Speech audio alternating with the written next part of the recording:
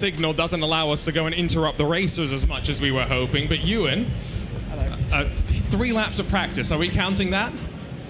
What, am I saying that, am I going to count that as practice, you mean? Yeah. I mean, I think the less practice is the better, to be honest.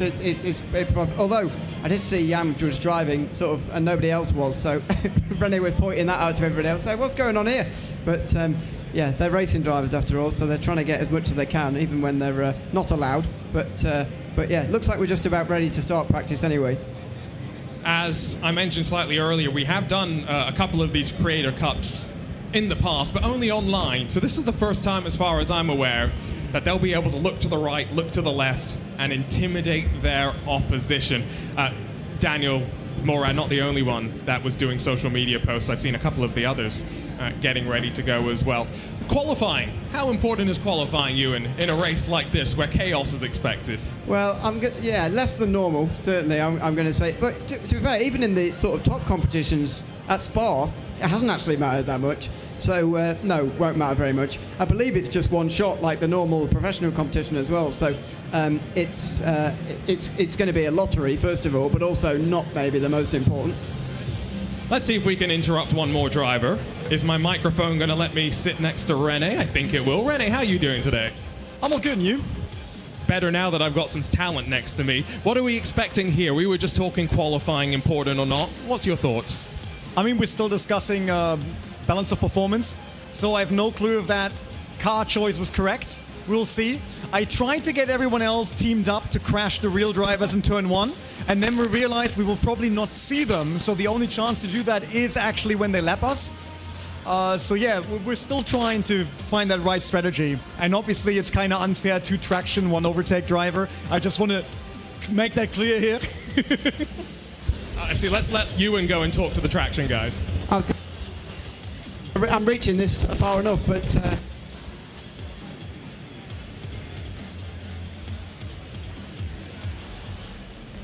no, just admiring your amazing. It's not like yours.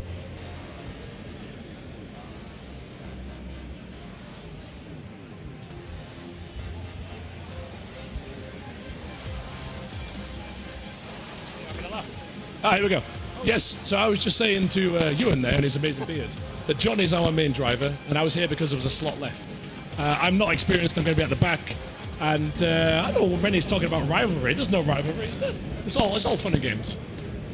Right, we'll let you guys get down to the hard yards of putting the practice in. We are here at the Circuit Spa-Francorchamps, which is a long lap, and the opportunity to make a difference, therefore, is bigger. More opportunities, more braking zones, more time to gain, more time to lose. Yeah, we were just commenting on the hot lap competition a little bit earlier about how big the gaps were. Obviously, it's a public competition, which obviously makes it a little bit bigger than normal anyway, but Spa, yeah, very big gaps at Spa normally. It's a very, very long lap round here, and a very difficult lap as well. I know everybody knows it, but it's still a very difficult lap.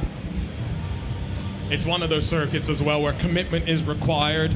It's still relatively old school, but a couple of gravel sections added in the last couple of years that have maybe taken some of that risk factor out slightly.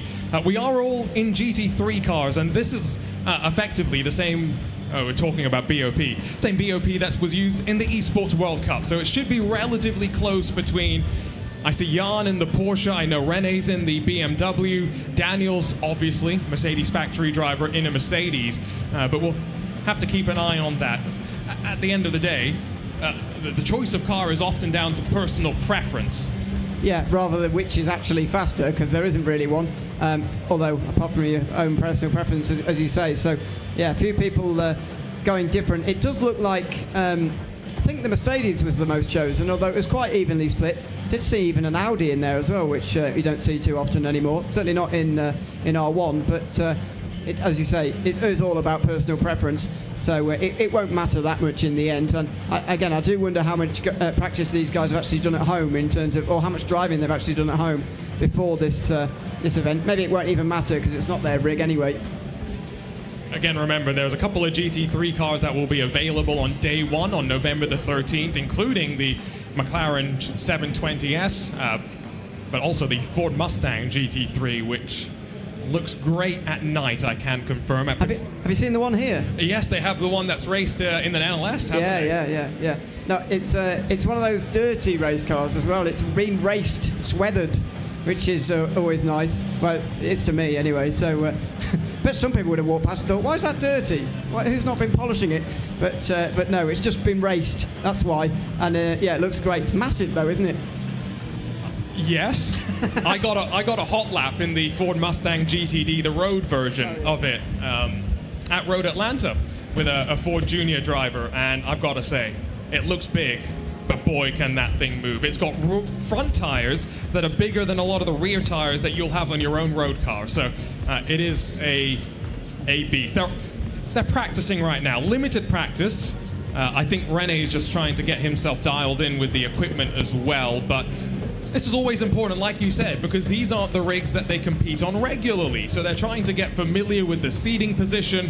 I did a couple of laps in these last night, and as you know, Ewan, I've got longer legs than I do brains in my head. And so that meant I was a little bit uncomfortable until I realized how to move the seat back. Yeah. I wouldn't have been able to reach them probably if I got in after you, but that's a separate issue. Yeah, it's small and tall in the booth today. Exactly. Yeah. I was hoping we'd stay sat down actually, so because I can just put the seat up then. But I could stand on the step. But yeah, it's one of those things you've got to get comfortable with before. And René still isn't. Maybe he's just complaining. But it's a very sim racer thing to do. I know, yeah. They all like to complain. I like how we're doing the staggered start as well, same as what we do in R1. So we're going to get to see everybody, or a little bit of everybody's lap anyway. There's a smiling Steve. SuperGT just won his first race in the Nürburgring Landstraßen Series. And I tell you what, let's see if I can wander around and my microphone won't die and see who's going to go first, because I found the limit of the signal. Jann Mardenborough, I think, is the first one out in qualifying. Yeah, and he's just over the boundary as well. We should put a fence up or something, just so we can remember. But oh dear, Tom has been let go as well. He's immediately spun into the grass. So René's crashed. He's been let go. So yeah. I see Daniel's been let go as well. Oh yeah, he's not crashed though, because he's a professional. So I'm going to go watch Daniel Morad as he heads his way up through the top of Eau Rouge. And then you're still climbing here as you make your way up towards the top of the Camel Straight. You're watching over the shoulder as well. Break just around the 100-meter board, a little bit after that when the curb begins, and then try and clatter the curbs if you find the time before you head off towards Malmedy for the very first time. And this is where, Ewan, I think the addition of gravel on the outside has really changed the risk-reward of the corner. Yeah, it's a lot more. Oh dear, I'm finding the limit again. It's a lot more precarious through there these days now. And as you say, I've really approved of the changes Spa have made in the last few years. Made it an improved great circuit as it is. I don't think we can stand in that corner. It's improved the great circuit that it is. These guys are out there on their laps at the moment. Jann Mardenborough having a very clean first sector, as it looks like. Tom and René weren't. I was looking over their shoulder and they weren't, I'm afraid. So they'll be starting towards the back, I would imagine. But because it is one-shot qualifying. Yes, yeah. So I'd imagine it's more comfortable for them that way. But yeah, they will be at the back. I love the pressure of a one-shot qualifying. It really does spice up things, and that's what we've seen in R1 at the Esports World Cup as well. But as a driver, it's difficult, because you know this is not the be-all and end-all. Qualifying is just the start, but you've got to get yourself in that go-fast mentality, as Lee Diffie might put it, and then switch gears, because it's only a couple of minutes away from then starting the race after you finish your lap. Yeah, exactly. I mean, it's only a sprint race after all, so it's not like a massive mindset shift, I suppose, but it is still notable as Daniel Morad comes over the line. I don't know if it... what's the time? 2:17.956. That's not bad, actually. I think, he's not happy he's not happy with it, no, but that's not bad. That's not bad. I think that's, I can't remember what the target times are these days, but the target time certainly used to be 2:14 as well. 14:2. Yeah. So, I don't know. That's quicker than I would be able to manage. So, Gamer Muscle is second. John now. Monroe is third, although just beaten now as an Audi jumps up into second. Jann Mardenborough is about to cross the line, and he is now up into second. So our two real-world drivers, maybe unsurprisingly, 1 and 2. Well, it would be a failure if not, I suppose. So they've got to be. It's in their contract. So they're 1 and 2 at the moment. 7 tenths apart, just about. Still a few drivers yet to actually finish their laps. SuperGT is still going, so is René. Although if that lap started when he was actually let go, then it would be nowhere near because he was fiddling around with the settings on the lap. But it looks like he's still concentrating. Yeah, it's a few seconds back, but nothing too crazy. SuperGT miles away. He must have had a spin or two on that lap to be about 20 seconds off of Daniel Morad's time, although even with the struggles from René, he's gone faster than Steve. So clearly that lap hadn't started yet by the time he got his issues sorted out. And I see that the R1 rules are not in effect because he can just carry on driving afterwards anyway. I presume there's no repercussions. Practice. Yeah, exactly, yeah. Proper professional sim racers get very upset about that kind of thing, but it doesn't really matter. If I remember correctly, you weren't allowed to drive. Not past the first sector. Yeah, you were allowed to finish the first sector, but that's it in the Esports World Cup. Is René just practicing his celebrations for the end of the race? I mean, he's just spinning around aimlessly, so that's the only explanation. That's a nice explanation for it. And so I think our provisional order is going to be Daniel Morad from Jann Mardenborough.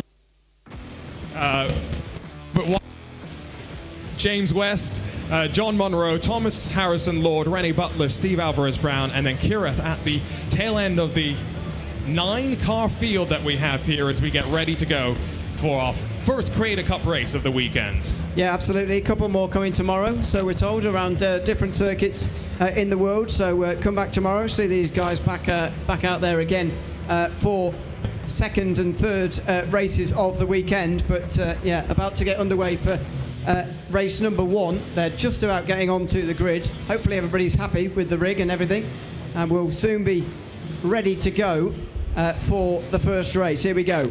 And so 5 red lights will build up and we go racing for the first time at the SimRacing Expo at the Rennsport booth. It is the Creator Cup, and from the front of the field, it's Daniel Morad and Jann Mardenborough that lead us up to La Source for the first time of asking. Good start from Daniel Morad, although defending to the inside as the Porsche tries to make its way through. Drag race off the corner down towards Eau Rouge for the very first time, and I think it's the Porsche with the advantage, at least momentarily. Yeah, at the inside line at La Source, so he's going to get the exit as well. Morad, though, so close, almost too close, coming up the hill through Eau Rouge and Radion for the first time. Look at that in the mirrors there. He's going to come through to the left-hand side, Morad. Going to try and get through on the straight towards Nacon for the first time. And this is where that side draft action, NASCAR style, can help. But I think Daniel's being careful here. Doesn't want to force the issue. Jann on the inside overshoots the brake zone, and there goes the Mercedes. Through goes Morad. Yeah, that was very nice. Just put him off in towards Nacon, switch back the other way, and slip straight through into the lead ahead of Jann Mardenborough. And then he's going to try and drive away from the rest of the field, you'd hope, through the rest of this race. Currently leading by car length 4-2. He'll extend that margin again, but leading the field comfortably after that, after regaining that pole position there. I think Thomas Harrison Lord has had now an issue, unfortunately. He's at the tail end of the field, and so John Monroe, sitting in, is that 4th position? Currently holds the best position in our fight between traction versus overtake, and we are going to track that as in towards the middle sector they work. Daniel Morad still at the front of the field. René Butler has just been passed by SuperGT, who's carving his way from the back of the pack. We need a name for the Traction Overtake Cup, or whatever we're going to call it, by the way. I think you just named it. Well, that seems kind of rubbish. There's got to be a better name than that, hasn't there? Answers on a postcard, if you would. But yeah, at the moment, you say John Monroe leading it. And if I can see from here, which I can't really, I think René's down in about 7th. So he's got a couple of positions to... he is. He's got a couple of positions to sit back on, and they're going side by side in front of him as well. I think that's SuperGT coming through, isn't it? And through Blanchimont, that is scary, but they get it done. Good respect shown on both sides as we end the opening lap, and it's still only a couple of car lengths at the very front of the field. And so maybe not surprised to see our two real-world racers out there and fighting. Daniel Morad trying to avoid giving the toe to Jann Mardenborough as they run through the relatively short pit straight on the climb up to La Source once again. Yeah, this is where Jann took the lead, and Morad goes wide. Oh, again, like the first lap, Mardenborough was going to be too close coming down the hill here towards Eau Rouge, but it didn't seem to matter for Daniel Morad last time round. Hopefully it doesn't matter for Jann Mardenborough here either as they come up the hill. The Porsche's super close in behind. You just have to breathe off the throttle briefly over the top, and he hasn't quite got the run, but he will hope to be ahead by the time they get to Nacon, much like Morad was last lap. Now, you wouldn't expect the Porsche to be a rocket ship in a straight line, but look at the speed as they pull alongside of one another. No, around the outside, that was a bold move, although it's deja vu, but roles reverse. Oh. This time, Jann Mardenborough tries to slip through. Daniel Morad makes a little bit of contact, and so it's John Monroe that takes the lead. Oh, and Jann just rejoined straight in front. Oh, it's carnage. Look at this. One of the Aston Martins off. One of the that might be Morad still trying to get going again. Oh, no, Morad's letting him back through again. Jann put his hand straight up there to Daniel Morad to say, what were you doing there? And they're going to argue about that later. But I think Jann's back in the lead again because something else happened there. From the leaders who retook the lead there, ahead of Mardenborough and Morad, they then came together, and now Jann Mardenborough's back in the lead. You are correct. And there was a little bit of thumbs up going between Morad and Mardenborough there, just maybe a little bit of a, let's calm it down. Let's resume the battle once again as we're relatively early into this race, let's not forget. This is only a 5-lap affair, although incident points are in effect, and I see Jann's already up to 8 of the 15. Yeah, you've got to be, you've got to be careful of the incident points as always, and these guys won't be as experienced as that. We don't often talk about it with the professional competitions because they know the limits of where you get an instant point so well that it's not really a talking point anymore. But for these guys who don't drive it quite as often, do other things, it's more difficult. So it will be something to watch out for. But as long as he doesn't get involved in any more crashes, it should be fine. That's what you'd hope at the very least. There's only 5 laps, and at Spa, with its gravel now being added, it's definitely hard to take advantage of track limits, with the exception of cruising over the top of Radion. Daniel Morad getting very close out of the final corner, but a snap of oversteer as he put the foot to the floor, and he's lost a couple of car lengths once again, and so Mardenborough leads from Morad, Monroe, Butler. That's the top 5 as they run right now. So good recovery from René Butler from being at the back of the field and unhappy in qualifying. Places gained in the race so far. SuperGT's back at the back of the field, I notice. So he's come through to the sort of front, and then he's right the way to the back again. I think he's quite a long way off the back of the field as well. So lots of work to do there, unfortunately, for him. Should be one of the faster drivers, I think, but apparently not. Well, we're calling Jann and Daniel are real-world racers, but we shouldn't forget that not only has Steve just finished a NLS season, but René's done a decent amount of racing at the ring as well. So we'll have to set our expectations maybe a little bit higher for the two of them. At the front, though, it's back to maybe a car length between the two of them, and very closely matched, it would seem, in different cars with different strengths and weaknesses. It's going to come down to the last lap. Yeah, Porsche versus Mercedes, and it does look like it's going to come right down to the last lap between, I'm still going to say the two professional drivers because they're the most professional, but even so, there is a lot of real-world talent on the grid, as you mentioned. Mardenborough still leading. He's got a couple of car lengths over the likes of Daniel Morad at the moment, who's chasing closest in second place. As you say, the Porsche and Mercedes do have their different strengths and weaknesses. I did notice when they were absolutely nose to tail that the Porsche was very strong sort of at the bottom of Eau Rouge there, coming up the hill. So that's a good sign for defending. If you're fast through that part, then you're more likely to keep the place through Nacon. I was just watching René's hands at work, very, very quick to avoid the car snapping around on him. They are very much fighting these cars to get the most of the GT3 machines. Yes, they have ABS and traction control, but in the Esports World Cup, often they'll turn the traction control off. They'll dial the ABS off as much as they can because any racing driver in the sim world wants to avoid the assists as much as you'd think they were trying to help you. Yeah, because at the end of the day, they can manage it better than the computer system can. So that is That's why they turn it off, and they are generally very good at it. But it's 2 laps to go, sorry. And Mardenborough still just about leading ahead of Daniel Morad. Not a big gap at all, but Morad going to be putting the pressure on. And pictures on your screens now. You are watching the sights and sounds of the Rennsport booth here at the SimRacing Expo, but down the bottom of the hill through the compression. 2 drivers who have had experience of racing at Spa in the 24-hour race. Would be very curious to get their opinions on day versus night, what that experience is like. But here comes Morad. Now remember, we've seen a couple of swaps around at the top of the hill through Nacon. Mardenborough stern on the defense, parked it on the inside of the corner, although Morad, lots of speed, bit of a wiggle as he sweeps towards Malmedy, holds on to the spot. 1.5 laps left to battle. Yeah, it was a big hit, wasn't it? Mardenborough was really sent out sideways. As a result of that, the Mercedes very, very beefy, getting into the side of the Porsche on that occasion. Oh, and Mardenborough getting into another slide as well. You generally can slide these cars quite a lot, but that was a big hit. And one thing I noticed just looking at that move as they were coming, and you see it again now, there's an Aston Martin lurking in the background, Ewan, and guess who? That is Traction's own Jann Mardenborough. Very much leading the traction overtake battle, although René's not that far behind, although he's spun through turn 6, from 6, sorry. Needs to get out of the way of the middle of the road, and he does. Spins around again, he'll drop to 8th, I think. Will indeed. Will Tom even get... Oh no, Tom has gone past. So it's only SuperGT behind him, and overtake firmly at the back, I'm afraid. He said that, not me. True. So, 1 lap left to go. I don't think you can count Jann Mardenborough out of this, because A, he's close enough to make a move if he gets close enough. But what happens if we have another moment at the top of Nacon once again? Morad's got a bit more of a buffer as they sweep through Blanchard on one of the fastest corners on the track for the penultimate time. But this is where he sometimes caught himself out, on the brakes, on the power through the final corner.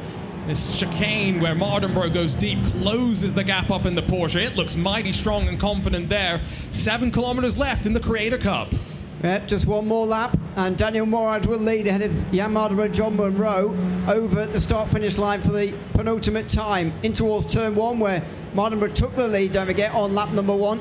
Has he got a good enough exit? It's okay. He's there or thereabouts. It's going to be about the slipstream run all the way into Nacon to see if he can take the race lead at what could be a decisive moment here. They are all on identical hardware provided to us by Moser and Placey. It's all now down to the human element. Mardenborough, look at the speed over the top of the crest. He is right there, although maybe a little bit too close. Tries to switch back to the inside now. Morad closes the door and gets turned in response. Maybe a bit reactionary, but into the Armco on the Kemmel straight. And here comes Jann Monroe. He's going to try and take the lead and take it away from Jann Mardenborough, who immediately felt a little bit of regret about that. He didn't. He felt a bit guilty, and we'll see. What Daniel Morad decides to do about that a little bit later. But anyway, Monroe maybe is in the best position because, as he said, he could pick up the pieces if they make contact again, and they have done. I tell you what, both Jann and Daniel were giving it as good as they got. That was a really fun fight as they put themselves right on the edge of the limit. If you're John, if you're Traction's own Jann Monroe, you've only got a couple of real opportunities here, if we're being honest, Ewan. And most importantly is going to be that final corner. Yeah, that will be the best chance. We've seen so many races on Rennsport competitively settled there. When the race is close like this, when the front 2 are still like that, you think the race is won actually at Nacon oftentimes, because that is the best chance. And before the final lap, you never really have a look into the final bus stop chicane, but it is still a decent chance. The reason you don't see so many moves there is because the Kemmel Straight is coming up in a few seconds' time when you're normally going through there. These are the final corners of the race, though, coming up, and Jann Mardenborough has just got to hold on through here ahead of Jann Monroe. See a couple of BS competition jerseys, by the way, off to the side. Caught my eye for a second, but I think this gap might be a little bit too much to overcome. Jann Monroe has hung in there and stayed close as the battle raged on at the front of the field, but a ding-dong fight ends in contact, ends with 2 cars off the road, but it will be sim racer turned professional motorsports driver back in the sim. Jann Mardenborough wins the Creator Cup on Friday at the Rennsport booth. John Monroe smiling there because he effectively just followed Jann off the circuit. It was a great chance to try and pass him straight away, but couldn't because he just followed him. An immediate shake of hands from Mardenborough and Morad. I think the apology there going towards Mardenborough, and they're discussing it as well. They are properly taking it seriously, aren't they, those two? Daniel's actually wearing a POV camera, so that will be interesting to watch from his perspective. But I did kind of call it. I think he may have moved in reaction. So Mardenborough, Monroe, Daniel Morad, that's the top three. Gamer Muscle's going to finish in 4th. Robert Weinman is going to be in 5th with Thomas Harrison Lord 6th. Rene Butler, a spin, but he will finish, unfortunately, behind Kireth, who takes 7th. It will be Rene in 8th and SuperGT in 9th. Maybe. Rene hasn't finished yet. So maybe he won't bother. Right, there we go. He's fine. He can finally be bothered to do the last few hundred metres. Crosses the line in 8th. And it's SuperGT finishes in 9th place to end the first race of the weekend. But Traction very much winning that one. Traction versus Overtake, and Mardenborough overall. And Thomas Harrison Lord grabbed a picture of that, and now that's going to be going up on socials very shortly. Exactly. No, it's all in good taste, we should say. We need to come up with a name for the cup. You are right. Traction Overtake Cup doesn't sound so good. Yeah, it's not. Yeah. We'll get thinking overnight, and we'll come back tomorrow with a better idea. But we're going to task ChatGPT with that as well. Oh God, no! See what it can come up with. Right. We're going to have a podium ceremony coming up now. We've got some trophies off on our right-hand side, which will be presented to the drivers. Just waiting for them to calm down a little bit. Even a 5-lap race, and the adrenaline starts to build up. They're doing another race, says Daniel Morad, so I'll believe him. Is he requesting that, or is that actually going to happen? It is going to happen. Jan's nodding as well. See, Maybe both, actually. We were under the impression it was just the one race at Spa, but I'm glad that we're wrong. Let's see if this microphone's going to work. What's Daniel got to say? I said double or nothing. There we go. Let's quickly steal a chat with Jann as well. Jann, that looked like a lot of fun. It was great to fight with these guys, especially Daniel, and it was nice to win. Thoughts on the move? Well, he admitted fault, but I was also kind of coming over and say, look, I thought there was a bit more room, but yeah, it was good battle between us, good respect. Thanks, Jann. We'll let you focus on the task at hand. I'm also conscious of the signal. Yes, I know. You know, live broadcasting, it always works perfectly, doesn't it? Yeah, I know. I'm not sure if it's like that at home or if it's just here, but yeah, signal can get a bit grainy if we stand in a few corners, so let's not do that. But yeah, they're going to have another race, have another go. I can't imagine it's going to be different names at the front, to be honest. Although, having said that, SuperGT definitely had issues in that race. I don't know what they were, but there might have been driver issues. But there were definitely some issues, so he's probably going to be further up the field, but other than that... In the software term, we often call that PEBCAC. Problem exists between the keyboard and computer. Oh, yeah. I thought you were going to say between the steering wheel and the seat, True. Which is the real life version, obviously. But yes, that might be the issue there, the human element, which is unavoidable. Again, just a reminder, we are 27 days away from the console launch of Rennsport. It will be available on PlayStation, Xbox, but most significantly cross-play across both platforms and PC as well. The very first time that we have had a true cross-play experience in this sort of a racing title, and that's going to be very, very exciting. Yeah, absolutely. And, you know,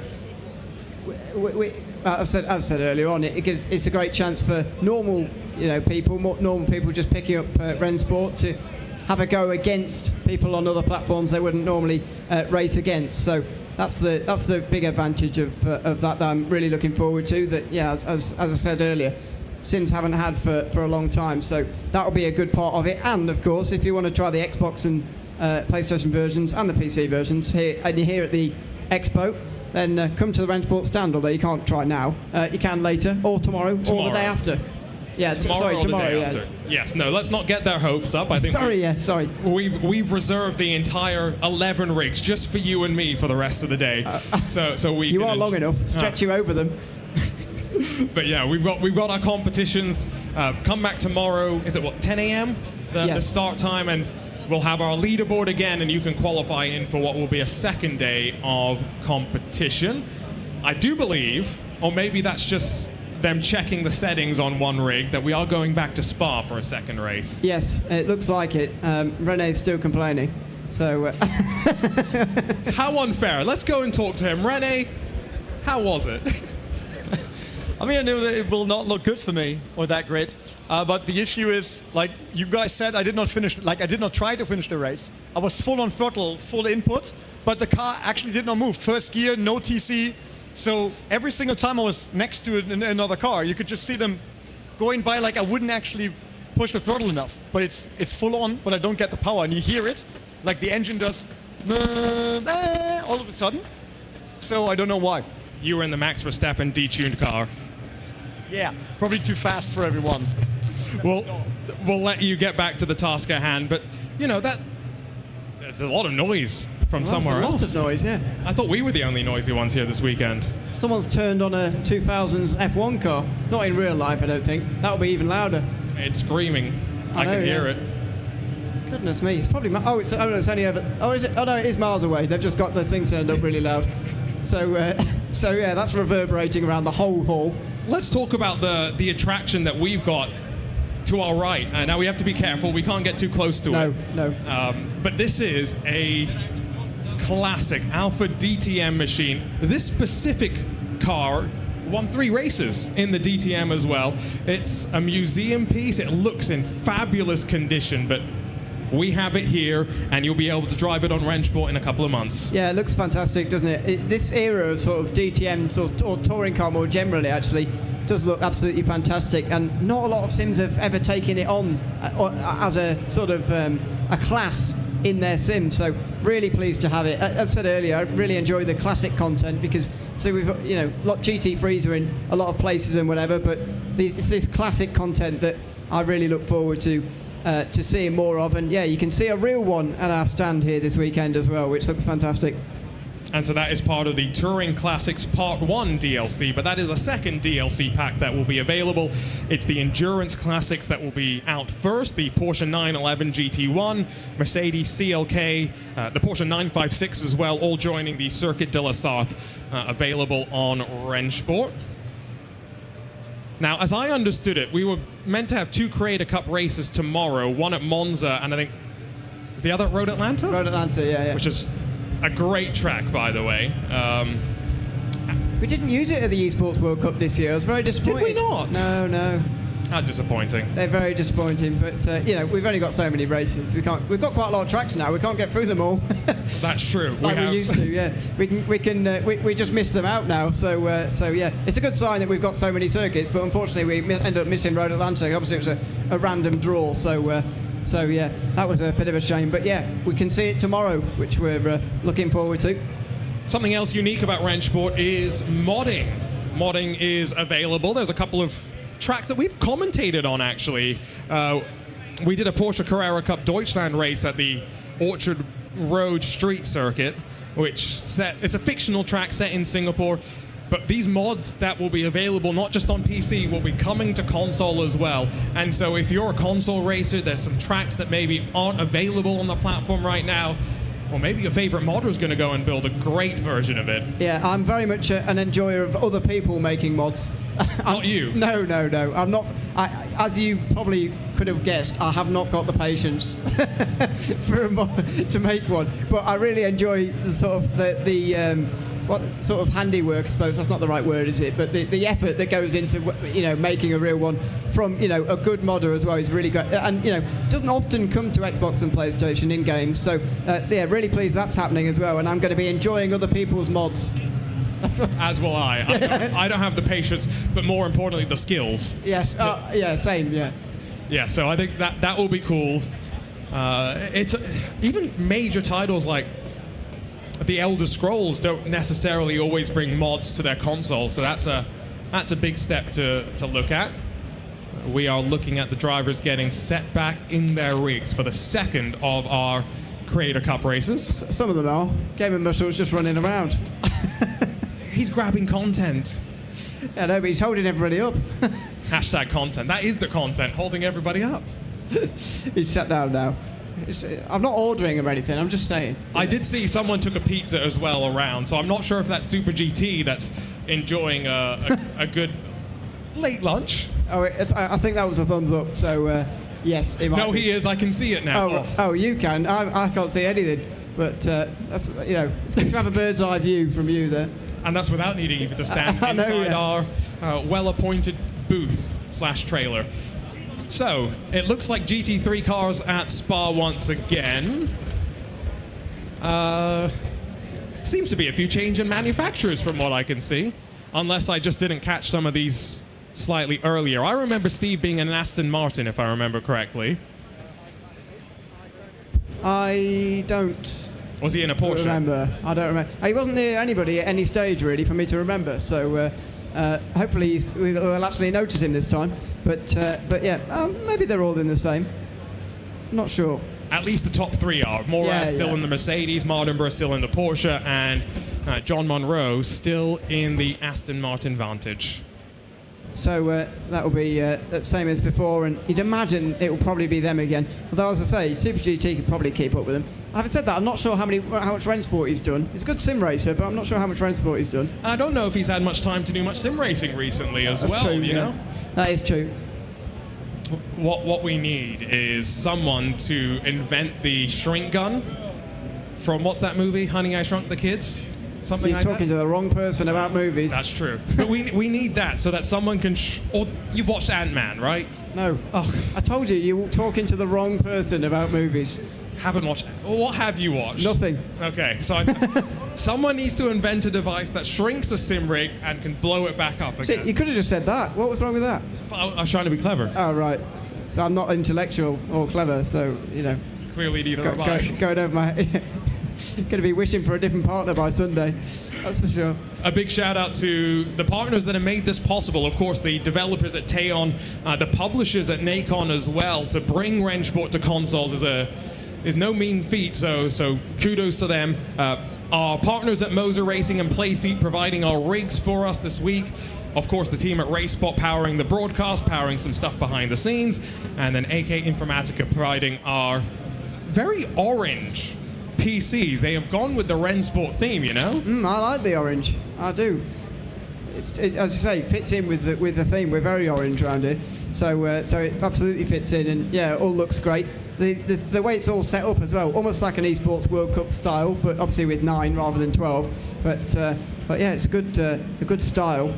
I wish they were all looking at each other. Obviously, they've got to be You can't look at each other while driving. I know, but you know what I mean. Like if they're sort of, we're almost looking into each other's eyes as they're racing each other. That'd be weird, wouldn't it? But I think funny. It's fun. It's funny in my head anyway. Do we want to dive into Ewan O'Leary's head? I'm not sure about that one. I don't. So as we mentioned, tomorrow we'll be racing at, was it Monza and Road Atlanta? So back at Spa for the second Creator Cup race here today. We talked briefly about Road Atlanta, but let's talk about Monza, because obviously turn 1, lap 1. Whenever you go to a track like Monza with a heavy braking zone, a stop into the opening corner, that's significant. But if Maurice Lohner's here, he might suddenly decide to pop out the woodwork through turn 1. It'd be funny if he just arrives at the event for that start, wouldn't it? I don't know if he is here or not. For those that missed the context. Oh, yeah. We should explain the joke. Yeah, inside joke there. Was it Esports World Cup? No. It was ESLR 1 2022. So we're talking 3 years ago now. Blimey. In Munich, in Germany, maybe 23. Yeah, the final, what turned out to be the final race of the day for a lot of money. Moritz Lerner fired himself down the inside at turn 1 in a manner you can only imagine at Monza, and took everybody out. Marcel Cinchik went on to win. He did deserve it as well on the day, to be fair. Yes, the right person won, but it was a not comical ending, but just a very dramatic ending. No, it's quite to the week. comical when it pops up at the start of every broadcast now. Oh yeah, it's true. It does, yeah. Yeah, I mean, it's an iconic moment, isn't it? First ever champion and sealed by by an incident turn 1 through Monza. So yeah, hopefully no repeats of that tomorrow anyway, yeah. But I am going to just repeat what you said. A worthy champion as well. By no means did he luck himself into that win. Marcel Chinchik very much earned that with the hard yards. We are closing in on 3 p.m. local time, which for those watching on the stream means we're just over an hour away from the start of our public competition. Our leaderboards had a total of just over 50 times on the board. We will take the fastest 18 of them, and they'll do battle. First in 2 semi-final races, the top 4 in each will advance and race against the winner of this Creator Cup, which does, I think, mean it's likely to be Jann Mardenborough or Daniel Morad. Oh yeah, because it was supposed to be from the 1 race, but if there's 2 races, then Points. who is it going to be? Well, I say Daniel Morad. Yeah, John Monroe finished in second. Yeah, Morad was about 4th, wasn't he? Or something like that. Third. Okay. I thought they were... Yeah, it'd be John in second, so he's got a good chance of going there as well. But I think he'll do well, actually, as well, John. And I didn't give John his kudos either. He's done some racing in the real world as well. No? Yeah, there we go. Just didn't want to talk about it. Doesn't want to advertise his credentials. No. You got to set the bar low so you can shatter the expectations. Yeah, exactly. Yeah, so that's what he's doing. Yeah, so pretty much I say pretty much everybody. A majority of the field have real world experience. Well, we're calling these two the real life drivers, just because they've done it for longer, I suppose, and dare I say at a higher level. It's been great watching Jann this year in the NLS. Sorry, you have? I have. Have you not been watching? No. Okay. Sorry. Have you watched him in GT World Challenge at all? No. He's been racing that Ford Mustang that you saw slightly earlier. Oh, yeah.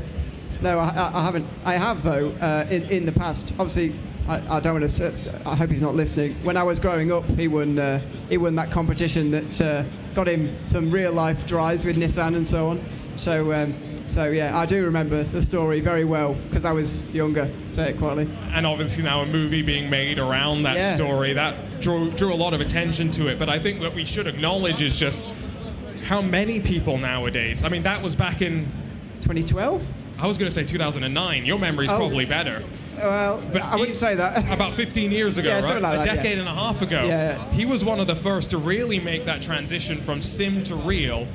And we're in a year where, look at Chris Lullum. I know a lot of people will say he's a real racer as well, but let's not mince our words. He has, for the last 3 or 4 years, been a sim racer. Yeah, and it feels like the crossover's, both ways now, and more in both ways. So, yeah, more people going from the sim world into the real world now and doing great things in the real world, as you say, like Chris Lullum, at this very circuit as well, when he is class at the 24 Hours Spa. I calculated, actually, the other day how many races he's won this year. He doesn't do very many races, but he's won nearly all of them. I can't remember what the number was. You said my memory's good, it's not. But, yeah, he's had success around here, and as you say, there's crossover. And there's so many, we look at the young sim racers we look and commentate on now these days. They are, crossing over. And, of course, the real-world drivers who we know are coming up through the ranks, the junior formulas and whatever, they're all on sim racing afterwards and before races, not necessarily to practice for their events, although a little bit. It's just for, something to do when they're not racing at weekends or just something they enjoy doing, because it is a bit easier to get to a sim race than it is to a real-life race. Just a bit. Certainly to get on the grid for one. Well... Not your series. Well, to get to the top level. I was thinking an ESL R1. Yeah. That takes some hard yeah. But, if you want to do any old race, yeah. But to your point about the crossover, it's... some people will know I've had the privilege of this year going and joining the IMSA paddock and their broadcast. It's funny how many people have come up to me and gone, oh, you're that guy from sim racing. Yeah, exactly, yeah. There's so much more that, and imagine if you did this 10 years ago. Well, obviously the pathway would have been different because you started in sim racing. So that's let's not imagine too many other worlds here, but, it's a, that wouldn't have happened, would it? Even if you were doing sim broadcast, say in 2015 or whatever, you're not going to get recognised even. Maybe even not in an IMSA paddock, where the niche is very concentrated and there are more people there who would be watching it normally. It'd be harder to get recognised, but nowadays, not surprised. It's not just drivers, it's not just broadcasters. If you are here and maybe interested in motorsports careers, but not just as a driver, if you're a college student in high school, I highly recommend looking into a Formula Student program. It's a great way to get exposed not just to the engineering side of racing, but there are lots of people that go there as business majors, help find the funding that some of these teams raise. Some teams that have budgets that exceed $100,000 a year to make their Formula Student cars. Lots of people in the paddock work through that sort of a program, doing Formula Student. Mehdi El Fathi, the team manager for Vitality/RAG, he's currently business head of his Formula Student program in France, and he's got a lot of responsibility. So again, I just highly encourage, if you want to pursue a career in motorsports, there are many paths, and the sim is a valid option. Right, I think we're in qualifying again. We are. Or at least the drivers are sat there waiting. I can see Jann Mardenborough driving already. I think he was first out last time, wasn't he? But he's off on the way now as well. Second off this time round, I think. Daniel Morad has also gotten underway. I know he was second, then Munro. So looks like the time gaps are a bit smaller than what we do in R1. Just to get qualifying with a little bit quicker. The times are going to come across very quickly in a couple of moments. But we are underway with all 9. So 2:17.9 was the benchmark to beat in the first qualifying, if I remember correctly. Yep. Good. Okay, so 2:17.9. Now, you alluded to this slightly earlier, but what the pros would do, the Kaiki Oliveras that we'll hopefully have a chat with in about 20 minutes' time, if he'd done a lot of practice, he would have done a 2:14.2 or something like that. That was, certainly the benchmark at one stage. I'm not sure whether it was anymore. And so he actually set a lap time on our leaderboard this week. It was a 2:15.2, if I remember. I'm trying to work that out from that, trying to do the maths. What's 2 minutes and a half divided minus 14.3? 15.7, I think, isn't it? Yeah. That sounds right. Yeah, so you're nearly right. You're in the right area. I wasn't far off. No. And don't forget, it's a limited amount of laps, and I'm not sure actually what the program looks like actually for the guys for an Esports World Cup after the event, but they may not have driven for a while. Done nothing. No, they don't touch grass for much time before the Esports World Cup. So they make up for it afterwards, yeah. You'd hope so at the very least. I did see Dara McCormack, he's here this weekend as well, so we do have a few of those drivers that will hopefully come and chat with us. You're looking at a Mercedes. I think that's Daniel Morad. Yes, I think it is. As he that Mercedes makes his way through Pouon. That is not Daniel Morad in that case. It's René Butler. It's René, yeah. So he's still got someone sat beside him. He's still moaning. He's going to be mad at me for saying that. And he's gone wide now. And he doesn't have his headphones on, so he's listening to everything you say right now. I'm only joking. But yeah, we're watching René at the moment on his way round. But on that point, Daniel actually was doing practice without headphones yesterday because he was saying it makes you hyperfixate on everything else. And that's something that I've been thinking about. Had the chance to try some of the rigs around the SimRacing Expo. Obviously, there's so much technology around us, and I got to try motion for the very first time. Oh, you've never done it before? Never tried it before. And you know what it did? It overwhelmed me. Oh, really? Because I'm so used to being in my sim rig. Everything's controlled, constrained. You know exactly what to expect. Not such here in a motion rig. Right. Jann Mardenborough provisionally on top with a 2:17.9. Jann Mardenborough's done a 2:17.3. And Daniel Morad a 2:32. What was going on there? Trying to work out from what he said. He said last the first challenge. Oh, I see. It was on purpose, right? Sure. Yeah, I'm sure he only decided on purpose halfway round. Much like SuperGT tried it last time. Yeah, exactly, yeah. He did a last to last, I think. So, confirmation, Jann Mardenborough, Jann Monroe, James West, Gamer Muscle, Steve Alvarez-Brown, Kireth, Tom Harrison-Lord, René Butler, Daniel Morad, and then Robert Weinman are 9 cars for the second race in the Creator Cup at the Rennsport booth. And they're just about on the grid now. They'll all get set, get ready to go for race number 2. And Jann Mardenborough, the winner last time round, on pole this time round as well. So let's see what happens as the lights come on for the second time today. Our second race at Spa in the Creator Cup on Friday at the SimRacing Expo. let's go green, and we are underway. Mardenborough, don't forget, was on the outside and challenged on the way towards turn 1 last time. This time, clear run in towards turn number 1, very clear run. Monroe leaves a little bit of space, although didn't need to leave loads on the way in towards turn number 1. So he's into second place, ahead of Gamer Muscle, who is then third. Rennie Butler trying to take fourth on the way down the hill, looks like here, in towards Rouge and Radion for the first time. And Daniel Morad has already made his way past Thomas Harrison Lord, but he's got a lot of room to make up. That was a rocket of a launch from Jann Mardenborough as well. And we've got to consider that these are GT3 cars. They're not traditionally meant to do a standing start. The only time you'd see that is when they fire off of pit lane. And so it's a very different situation to the rolling starts. There's challenge for the lead. John Monroe around the outside. Very nicely done as well around the outside. Clean as he like. Oh, and Butler hits the driver in front of him. Goes for a spin. He'll be down to 9th, I think. Yep, will be. Nobody else had spun round until that point. So Rennie Butler to the back, unfortunately. But yeah, Monroe leads with a very nice move. And that shows some confidence as well. Around the outside at Lake Com is not the traditional place that you'd expect that pass to happen. It does seem as though the Porsche does seem to be very good in a straight line, but maybe struggling a little bit more in some of those tighter sections compared to what you'd expect. Yeah, the tighter sections definitely, but I mean through Rouge and Radion it doesn't have any problem either at the real high speed stuff. I remember a couple of Esports World Cup seasons ago, it's very good at Monza, sort of again for that high speed sort of nature again as well. But yeah, he's currently second, Mardenborough. And Daniel Morad's had an issue at Piff Path just before the run up towards Blanchimont, the long climb, and so that means he's dropped down towards the tail end of the field. And I'm trying to do the points in my head, which is always a dangerous proposition, as anyone will know. Never trust the commentator's math. But if Jann holds on to second, John finished second in the first race, it's a dead heat. Yeah, no math needed. Then what do we do? We need to find an extra rig to get them both there. Or they both drive in the same rig. We have a one-on-one. Oh, a one-on-one? Maybe. Here we go. Side by side, some contact.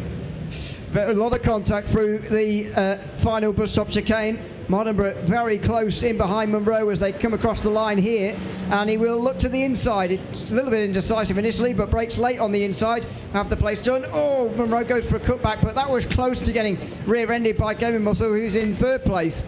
And he's done a good job to stick with these two. You can see the big gap behind them to fourth place Kireth, who's also in an AMG. He just made his way past SuperGT, and over the top of the hill they go.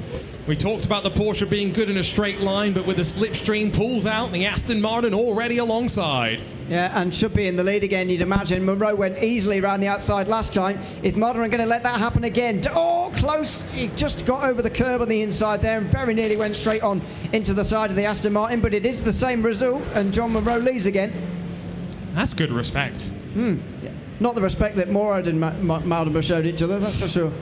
They were leaning on each other like only racing drivers can do. Now I tell you what, down through the compression, that's another bolt. This is some great racecraft as well. It's not just great racing, but Mardenborough back to the lead of the race with a sweep around the outside. And I think this could be, again, a fight all the way to the last lap, and the run towards that last braking zone could be important. Yeah, and the longer they do this as well, Gamer Muscle staying in touch. You know, in terms of qualifying speed, we just saw it there. Don't think he can quite stay with them if it was a flat-out race like that. But while they're fighting, there's no reason why he can't keep up. And so he'll be involved as well, very much in the Monroe role of last race. The Monroe role. Yeah, sitting behind two drivers battling in front, hoping they might crash. We're going to have to keep that. We're going to have to move that forward to the next Esports World Cup. I like that. The Monroe role. The Monroe role. It sounds like some sort of academic theory, doesn't it? Or it sounds like a pastry, depending on how you're thinking. I'm hungry, if you can't tell. The Monroe role. That was not in my mind, but yeah, you're right, to be fair. In towards the bus stop. It is quite close again, is John Monroe, and Mardenborough feels the need to defend. I would reserve this for the last lap, to be honest, but already nearly side by side into that final chicane. Mardenborough will hold the position quite easily that time. 3 laps to go, right? So I can kind of understand why Jann defended there, because you're trying to prevent the other driver doing something that they can try again in a different way on the last lap, right? I think Jann's just trying to be predictable at the end of the day, which is all you can really ask for as a racing driver. Consistency, predictability, those are the two hallmarks you're trying to tick off. Yeah, exactly, yeah. And hard to achieve as well when you've got such little practice time. Oh, God, nearly fell over the stage. So little practice time and so little time to prepare, especially when you compare these guys to what they're doing normally in terms of how much preparation they would have, how much focus they would have. It's very difficult to just sit in one of these and get going quickly. Mardenborough playing the games now of weaving on the Kemmel Straight this time round. And keeps Munro easily behind. He did pull a little bit of an advantage though, so there was no chance Munro was going to dive from all the way back there. They are starting to gap out Gamer Muscle, albeit slightly. We're not talking the largest of advantages by any means. Daniel Morad's recovery, seen him jump up to 6, but that's going to be a little bit too little too late for him. Oh, spin for Mardenborough on his own through no-name corner. I don't think there was any contact with John Munro, although I could be wrong. He's smiling now, is Munro, and no surprise. But that was a spin through no-name for Jann Mardenborough. No pressure now. Stay out of trouble, John. Stay out of trouble if you're listening to us. He has got Gamer Muscle right behind him, so that might be a little bit difficult, but that was definitely a spin on his own. I didn't see any contact. He's down to 4th place, I think, Mardenborough now. So SuperGT promoted to 3rd, which, again, we're not expert mathematicians by any means, but I think that means John Munro could slip down to 2nd and still hold on here. If that's even how we're doing this in the first place, I mean, I'd guess so, but... Let me get the points for you. Okay, thank you. Yeah, we don't normally do 8 driver points, do we? But yeah, there we go. So, yeah, mental math's going to have to happen in the next 2 laps for us, but yeah, I think he'd probably be right. We'll see, though, whether he keeps Gamer Muscle behind anyway. I think he'd probably be favourite to do so, but he's really kept there very nicely in 2nd place and is going to continue to apply the pressure on to John Munro in these final 2 laps I think we've still got. And I love GT3 cars. Now, I might not always love the racing, but the differences between the manufacturers is always so cool to see. We've actually got 2 cars that are quite similar, though, in front of us, both running a Mercedes engine, front engine car as well. It's the Mercedes that has the longer bonnet, though. The Aston's going to be a little bit more nimble and agile through some of the corners, and so this is the same BOP that was run in the Esports World Cup, so that comes with feedback from the drivers as to what they think makes the car quick or not, and so you can't really complain about the car here, at least in my opinion. They might, though. Everyone likes to complain. Yeah, I know, yeah. So they might still, but even so, yeah. They don't have much reason to, certainly. Yeah, it's one of the great things about GT3 racing, isn't it? And especially these days, the size of the biggest cars compared to the sort of lowest is absolutely insane. And I'm pretty sure as well, these are both cars that are here today at the Expo. There's a Mercedes for sure, just across from us. Yes. Did I see an Aston earlier? Did I imagine that? I think there is one, but that might be a GT4. Yeah, maybe I imagined it was a GT3 when it's not, but yeah, definitely versions of which, anyway, are here. As I say, the Mercedes is very, very close. Changing tyres, I think they are. And you were saying there's nothing that looks better than a used race car, right? And there is something about those little details, the rubber that gets collected on them. Actually, if you go over and look at one of the Porsches that is here, you can see damage onto one of its radiators. There are stories, battle scars on a lot of these cars, and that is one of the cool things about racing, is seeing the stories. Story right now, John Munro, who's been picture perfect, and now at least a 1.5-2 second gap as they sweep out onto this climb towards Blanchimont. Should be white flag. 1 more lap to go next time by. Yeah, it should be. And Munro looking ever more comfortable in that lead as things stand. At least a second in front of Gamer Muscle. Still SuperGT in 3rd, although he's being caught by Jann Mardenborough. We can see it, the rig closest to us.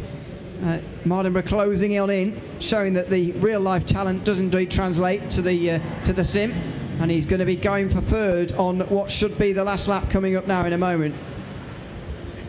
Jann got very close to the back of SuperGT in through the braking zone. highly committed under the brakes, and I think we are about to see something special. He's gone purple in Sector 1 and Sector 3 last time by, I think, in that Porsche.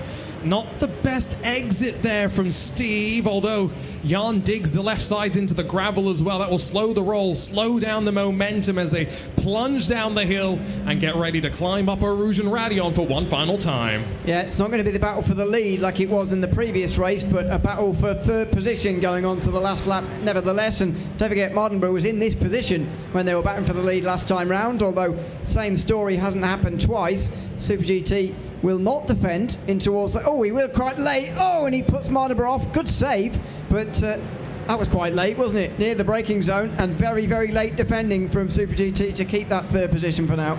But it was proactive rather than reactive, and it was right on the cusp. These are two drivers that I think are now just going to have a show to close out this Creator Cup. Hopefully, they'll be back here tomorrow, Road Atlanta and Monza, ready to go once again. Yeah, different races those will be, but same sort of action. Daniel Morad's arms are everywhere. I think he's having a bit of a slide, and I'm not sure where he's running actually at the moment. Fifth place, I think. Can I say there? Indeed, fifth place. So recovered a little bit from his last to first, which I'm not sure he intended to do until he had a bad lap. Yes. No, there's no doubt about that one. Had a spin somewhere in the first or second sector, and from there it was self-admitted, lost the first challenge. I've got to say, Jann Mardenborough, what a pleasant surprise. The consistency that we've seen, right? No mistakes in the two races so far, up through the field in qualifying, and look at the gap that he's pulled to gamer muscle. Yeah, driven really, really well, and fought with the real-life drivers of Morad and Mardenborough very well in the first race. This time round, he's cruised to a victory, capitalising on troubles for the both of them in that second race. And he's going to go forward to win here. As Mardenborough goes for the other spot on the podium, it's going to be Jann Mardenborough who comes out the final corner to take the victory in race number 2 here on Friday at the SimRacing Expo. A small round of applause from Tom mainly, who's still driving, and John will be very pleased with that. He's had the best day one of anybody, you would say, out of these 9 drivers. Very, very consistent, and that's really the trait of a top-class driver is someone that puts the pressure aside and is able just to hit their marks time after time. There were a couple of GT3 cars trying to have a party there. We'll have to try and get them to come over here, otherwise they're not going to hear us. Should I try? Go on, try, but I don't think it'll work. Try and chat to Jann Mardenborough, who has certainly picked up the most points out of anybody in the 2 races of the Creator Cup. Gets the congratulations from his teammate, Tom. Now, can you hear me? Oh, yes. No, you could for a little bit, but no. We'll get him to come over here, and we can have a chat to him. But yeah, definitely picked up the most points of anybody. Hello, John. I'm too far away from the mic. Good to see you. How was that? Let's talk about first race first of all. Battling with 2 big names there. Yeah, it was good. In qualifying, I basically was trying to get up to speed, so I didn't qualify so well. Oh, sorry, move away from here. And then, yeah, the first race, I was finding my pace, finding my speed, and where am I trying to go? Which way? Oh, hello, camera. Yeah, just following what those guys were doing and trying to find the rhythm. I was really struggling for traction in the low-speed corners, but I realised after the race that I had no traction control on, so that didn't really help. So then thought, right, we'll get that sorted for the second one, and obviously I was up to speed. So yeah, just trying to battle with Jann. We were good in different areas. I was really good under brakes into the chicane, so I got him a couple of times there, but he was much better out of some of the slow corners earlier in the lap, so just played it safe. Jann made a mistake, and unfortunately, the race at that point was over between him and me, but James took the lead. I was getting very excited for James, but obviously tried to get the move done, and then that was it. So yeah, good fun. And you're going to be back in the sim later now, competing in our final. Oh, this is news to you. It is news to me. It depends on what meetings I've got booked. But what time is it? About 5:30ish. Oh, we'll have to wait and see. Okay, we'll clear your schedule. We'll talk to Tom. No, jokes aside, it's obviously the SimRacing Expo is a very busy time for traction. We're covering so many different things, so we're darting about all over the place, and I just love the atmosphere. I love the energy, and it's so great to be able to, be looking at all the hardware over here, and then come and try Rennsport and have a great race against some amazing names, and then fire off to the next thing. So it's just an excellent week, and yeah, awesome to be here. I'm going to ask you this question because you have lots of experience across the gamut, not just sim racing, racing games in general. I think this is the first time there has been a console game with cross-play across both platforms and on PC as well. Just how significant is that? It is significant. I think there are a lot of racing game fans that are on console that maybe haven't had that many options in recent years besides the major hitters, the Forza Motorsports and Gran Turismos. PC sim racers have had it pretty good with hardcore simulations, so in recent times we've seen a lot more games coming to console, games being developed with console in mind. I think people are finally realizing just how big the racing game market is on console. And then obviously when you add crossplay into that, if you can get physics parity across the board, it's huge for racing, and it just opens it up to a whole new host of future sim racers, because we all got into racing games at some point, most of us when we were younger, and you need to get in on a console or something you can actually access to be able to then fall deep into the hobby and get into the really serious stuff. So yeah, I think it's fantastic. One more question, we'll let you go, and then we'll bring you back to give you your trophy. One word to describe Rennsport. One word to describe Rennsport: action. Action, yeah. Those races were frenetic. We were, I was really enjoying Jann and Dan in front of me battling in the first race. So all throughout it was enjoyable, and yeah, just really action-packed. Well, hopefully we'll see you again tonight, but hopefully, yeah. We'll get back to you with your trophy in a couple of minutes' time. Awesome. Congratulations. Thank you very much, guys. Cheers, thanks very much. Very successful couple of races for Jann Mardenborough. So, as you said, surprisingly so. But surprisingly. We should have asked him what the Traction Overtake Cup should be called. That's why I didn't have a microphone to put in. Well, cardinal sin. Spare one. Never give your microphone away. I know, yeah. Well, he took it, so didn't have much of a choice. But yeah, no, it's we need a name for the cup. Let's grab both Steve and Jann together now. We've got our camera just up there in case you were wondering where to look. Steve, qualifying race 1, what happened? Nothing. I kind of forgot how to drive. But no, that was my practice race and qualifying, shall we say. Nothing really happened there, so we kind of forget that it ever existed. Race 2, sorry, Steve, race 2. How have you been finding Rennsport, driving Rennsport here this week or today? Yeah, it's just about getting used to a different rig and then getting used to the physics. You can go in quite hard on the corners. It feels like you brake quite late, engine braking, and then there's a lot of grip through the corner. Then you get on the power, there was not much grip, so you got to just adjust to that. So yeah, it felt good on that second race. Jann, you were leading in the second race for a little bit. What happened when you were in the lead? Ran out of talent. Very simple answer. It's a short answer about it. Yeah, it was good. It was. And the second one, I kind of had a good gap, and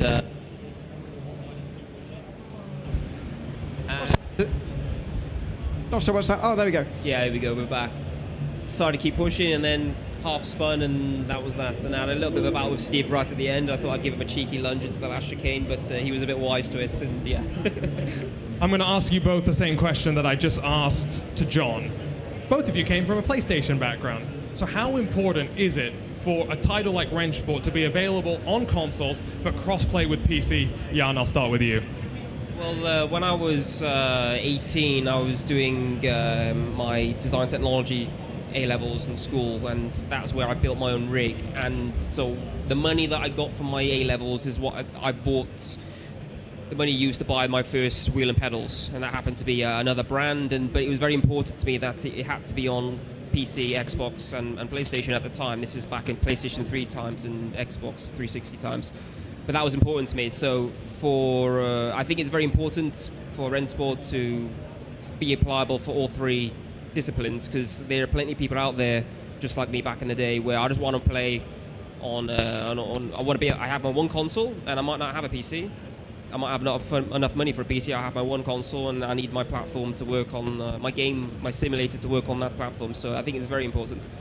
Thanks, Jann. What about you, Steve? Yeah, pretty much the same. I mean, when you have games on console, you just open up that game to a much, much bigger audience, so more people can get into it. So yeah, on PlayStation, on Xbox is always a great place for people to start. I started on Forza Motorsport and on Gran Turismo. It's the most accessible games when they're on console, when you can play them on the controller and you can play them on a wheel. So that's the best way for people to get involved. And with the cross-play stuff, that makes it a lot easier to race online and start seeing how you are against everyone else. So yeah, it's good. I'm already imagining your videos of the cross-play lobbies online. Yeah, it's going to be fun. I can't wait for day one when we head into the first corner and no one brakes. We all love that. But it's going to be good. One more question, we'll let you go. One word to describe Rennsport, and I'll start with you, Steve. Different. Different. What about you, Jann? Challenging. Love it. Thank you, guys. Appreciate the time. We'll see you tomorrow for our 2 more races in the Creator Cup. Okay, yeah, see you there. Thanks very much. Thank you, guys. Well, we're only about 35 minutes away from getting underway with our public hot lap qualifiers. But before then, we have our trophies to hand out. And these are some serious bits of hardware in a couple of cases. So let's start with 3rd place. And so who is 3rd place? Just to double check I've done my math correctly. Yes, there are.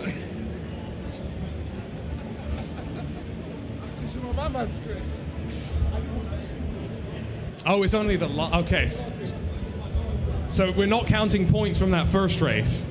That helps to clear things up in my mind. It's a lot easier, isn't it? Yeah. So that means John Monroe, Gamer Muscle, And Steve finished third, just ahead of Jann. So, Steve finished 3rd. So let's start with our 3rd place trophies, and let's welcome Steve Brown. Smattering of applause. The biggest trophy he's won this week, I'd say.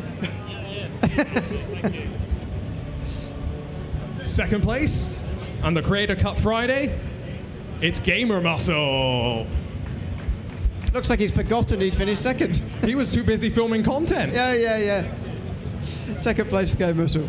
And the top dog on Friday, Traction Zone, John Monroe.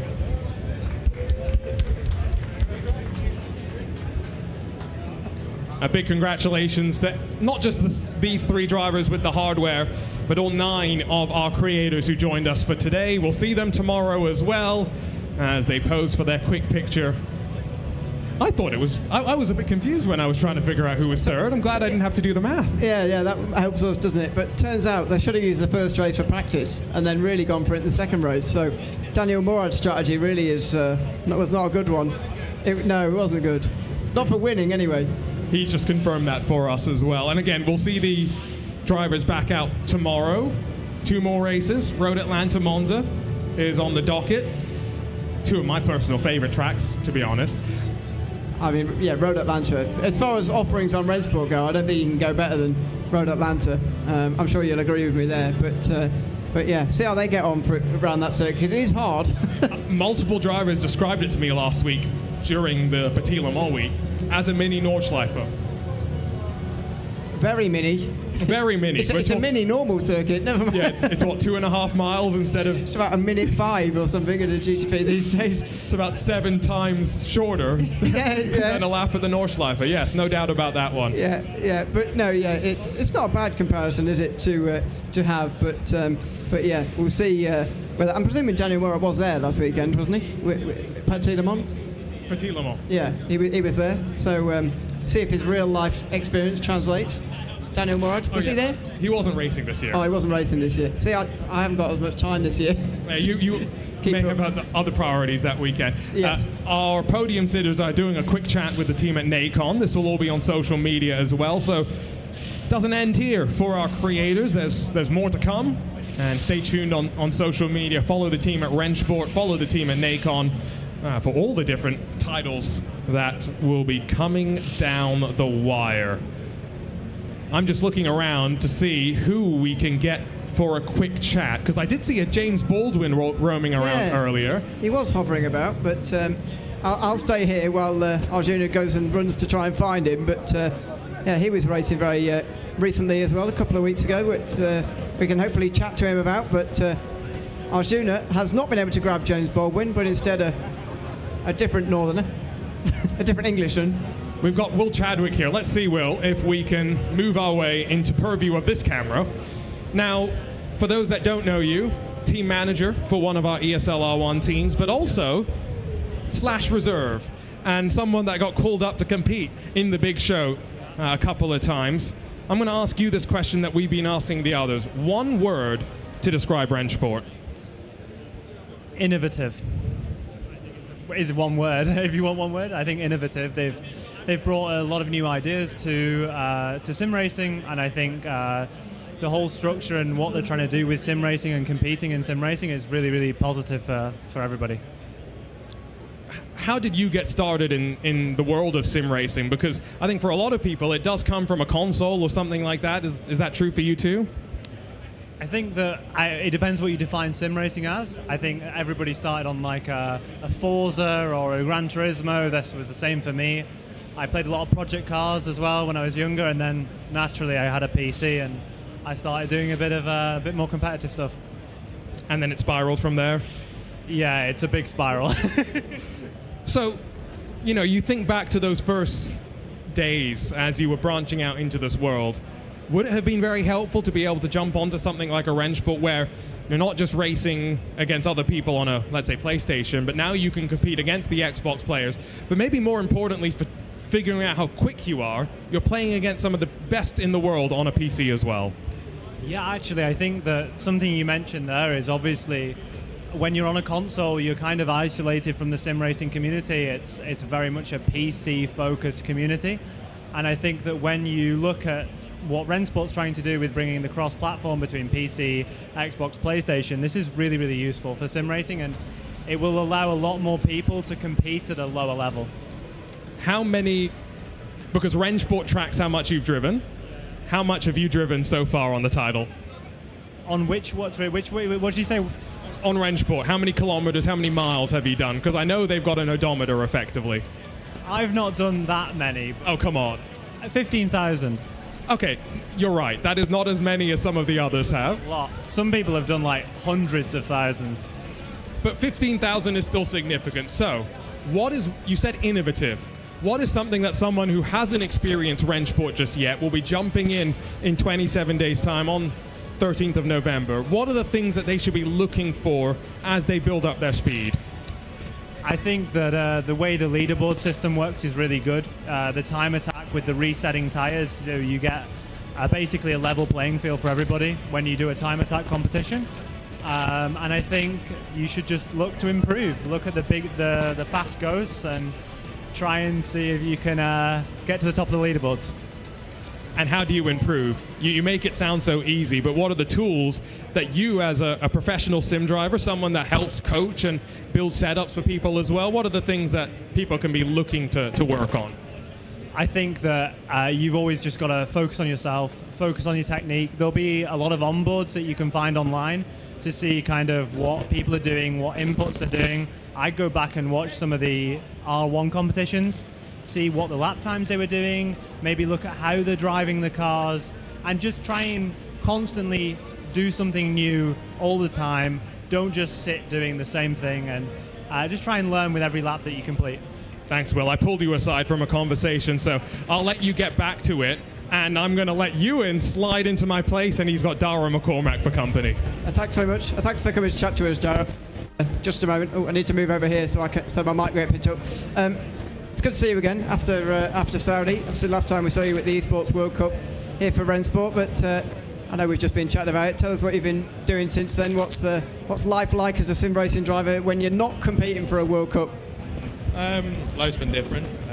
Back to our roots, really, doing a bit of ECO, ERL. So we're going between sims on ACC and LMU as of recent. So next up is GT7, and our team, we've also qualified for MC Esports on iRacing. So myself and Kevin Ellis Jr. will take that on. Let's chat about the season you've had in Rennsport. Obviously, format changes every year, but I've been saying to Arjuna that it felt most like an esports competition this year, I think, than ever before. All four of you on the track, always at the same time. The format felt a bit more esportsy. How did you enjoy it as a driver, this year's competition in Saudi Arabia? I think it was tough. It was very tough. Redline were amazing this year, same as last year. We gave it our all, and it was trying to beat them and trying to be a cohesive team is the most important thing in that type of competition. And I think we did a pretty good job to come home in second.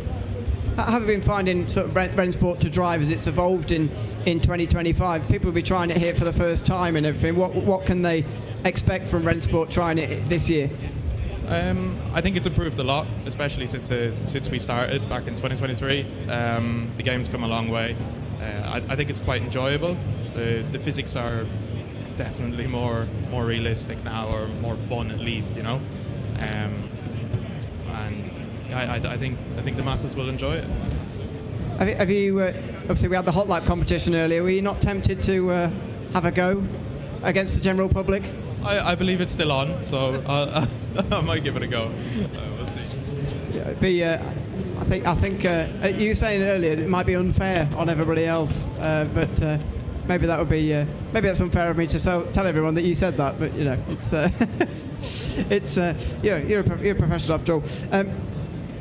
Obviously, like I say, a lot of people will be trying Rennsport for the first time here this weekend. As you say, it's come a long way. How pleased are you to sort of see that we're going to be seeing cross-play first from day one in 27 days' time when we have launch and on November 13th? And I know that some of your background is in sort of more console games and so on. How important is it that for those people who are coming through now, who are discovering sim racing for the first time, they can race against people on PC, on Xbox, on PlayStation from day one now on Rennsport? How important would that have been to you, for example, when you were starting out? Yeah, I think that's really important to bring all the platforms together. Then you get the biggest sort of player base, right? Cars starting up in the background. Yeah, no, it's really important to bring different player bases together. I think PC will always be the biggest, the most popular, I would say. But the biggest player base will be on like PlayStation and stuff like that. So yeah, it'll be really cool to see people driving together from different platforms on the same game. That car is loud. I'm not sure what it is, but something's just started in the background. It's behind a wall. We can't see it, but but something's going on over there. But I'll let you go in a moment. One last question. We've been asking everyone the same question at the end. Your one word to describe Rennsport, the experience for yourself so far, especially nowadays. What's your one word to describe Rennsport at the moment? One word. Exciting. Could mean so open-ended. But that's better that way. Thanks very much for your time, Darren. Thanks for chatting us. Hope to see you soon. Thanks very much. Darren McCormack, professional Rennsport driver. Can we say that? Professional Rennsport, professional sim racer, professional of all things. For those that watch the Esports Racing League, I had to correct myself there. I almost said Esports World Cup. What it used to be called. What it used to be called. I'm talking about the competition put on by VCO. It's across multiple different platforms. And we got a round coming up on Rennsport. In just a little bit, it will be our final of the regular season rounds.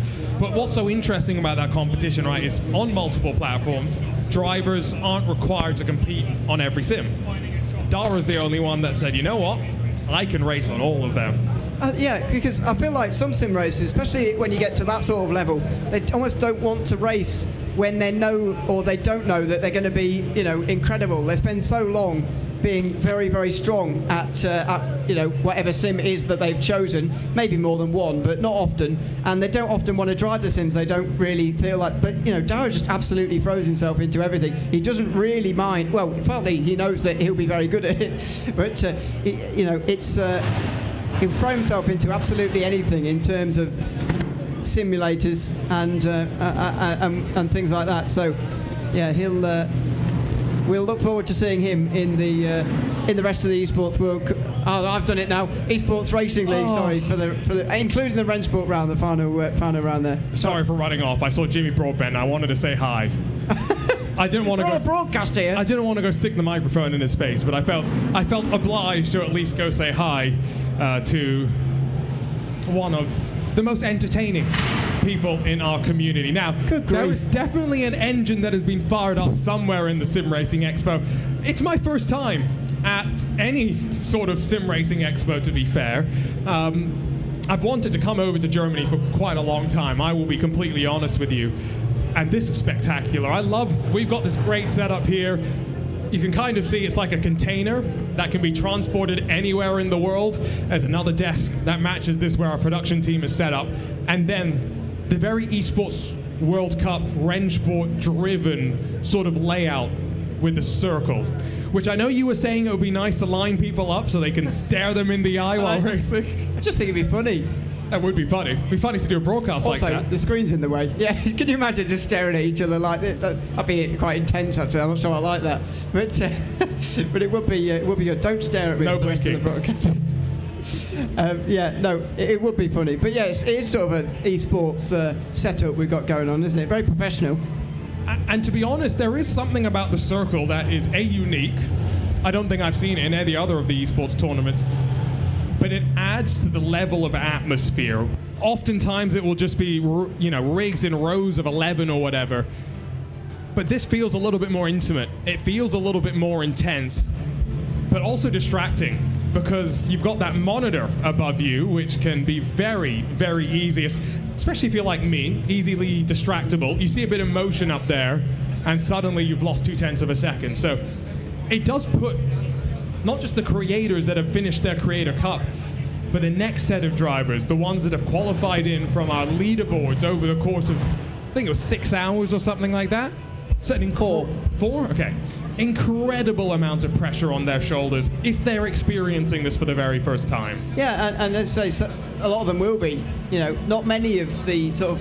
I can't remember. I don't know how many names you recognise from the list you were seeing earlier. I didn't see the final list, but there was not too many drivers that I properly recognised from the SimRacing world, as it were, the professional world. Yeah. And so, I thought that was a really good thing to have, actually, to have some new names for us today. I think it was about 3 or 4, if I'm remembering correctly. So I think you're right. I saw Kaiki Oliveira on there. So that will be one that potentially is a favorite. I see him across the way right now. So I tell you what, I'm going to let you sit here for a second. I'm going to go grab Kaiki for a chat.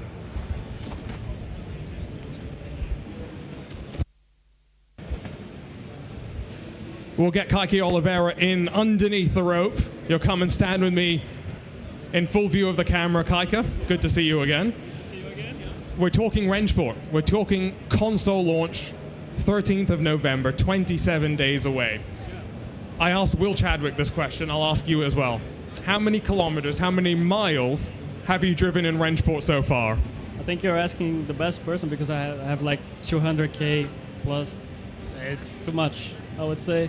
200,000 kilometers or miles. Yes, exactly. Yeah, it's practicing non-stop since the beginning. It's one of the toughest competitions out there, so you really need to put the time to be among the best. So yeah. So that means you've got a decent amount of experience, obviously. One word to describe Rennsport. Competitive. Oh, competitive. I like that. But what does that mean for someone that's jumping in on 13th of November for the first time? Maybe someone who is, less experienced with the world of sim racing. What are the things that you think they should be looking out for? What are the features that are going to be really bringing them back? I think Rennsport, in all, it delivers a very good all-around package in terms of driving. It's very approachable. There's not much fuss around the settings or stuff like that. It's very pure. So I think it's really getting into the grips with the physics and really enjoying the tracks because it's very high quality. So I think it's very direct and like grid and go, so you can just hop in and enjoy it. Now, obviously, you've got a certain manufacturer logo on the shirt, so I'm not sure if you're allowed to answer this question openly and honestly, but all the cars available on Rennsport right now, which is your favorite? It's very obvious, it's the BMW. So yeah, actually no bias is the one that I really enjoy it. I mean, the Porsche has always been very good, but I like the challenge with the BMW to make you work it out, and yeah. So, what's your favorite track then? If someone's jumping in for the first time, you're gonna tell them try the BMW. At which track? Spa. Spa. Yeah, Spa. I like all the tracks, but Spa is one of my favorites, and then Monza as well. Mostly the general that everyone enjoys. So yeah, Spa, BMWs, Chevskis. Have you tried any of the mod tracks, the Orchard Bay Street Circuit, for example? Yeah, we raced on it in 2024. It was a different experience, very lots of walls, close racing. It was very chaotic, interesting, and I drove a little bit the Crest da Caudas, I think that's called, and yeah, it's a very interesting, very well built track. So I really hope that we add more community tracks for everyone to experience. Do you want... See, this is always an interesting thing. When people think mods, I think traditionally they'll think of bringing a track that exists in the real world but not on a specific sim. But Orchard Road and the other one, as far as I'm remembering, are made-up tracks. They obviously are set in a real place, but the designers have taken liberty to build a good racing circuit. Is that something you like? Yeah, I really enjoy it. I think it changes a little bit the landscape that we are really used to driving the real tracks, laser scan and stuff like that, and having something completely different is a good challenge and also a new experience that I believe only sim racing can really provide. So I think it's really good. Before I let you go, one more question. BOP. How much are you going to tell us about how the BOP processes works? Because the teams have, what's the right word for this? Ability to help contribute to the BOP being better. Not one car being better, but the overall BOP being a little bit better. Yeah, I would say the BOP process is very, very open and very fair, very nicely streamlined. So I think it's something that I cannot go so much into details, but we really try to push the maximum for all cars to have a very fair level playing field. So yeah, I think that's one of the best BOP implementations in the esports, I would say. So everyone is very competitive with each car, and with more cars means more work for us. So I'm not really looking forward so much for that, but it's our job, so we need to do it, and we will do it the best way possible. McLaren and Ford joining the fun soon, so that will be exciting. Kaike, thank you for the time. You've got to go and stand over at the BS booth, so I'm going to let you go. And I'll go and rejoin Ewan. Hasn't he got to be here for his race? Oh, that's a good point. Kaike, don't go very far. He'll be back on the leaderboard sooner rather than later.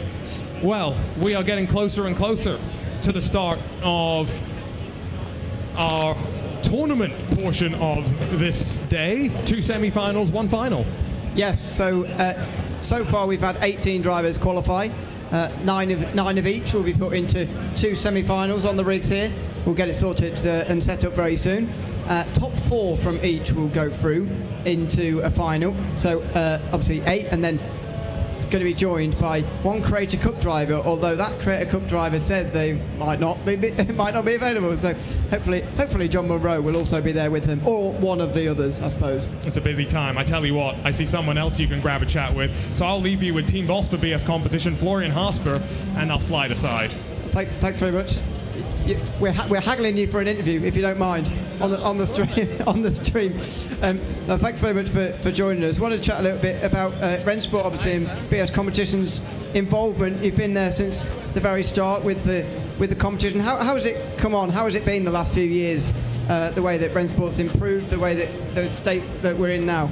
Yeah, I mean, BS Plus Competition always wants to win, and I think when we entered R1 and the whole competition on Rennsport, we had a very steep learning curve, I would say. We showed up and thought, okay, we are strong sim racers, we have a good chance.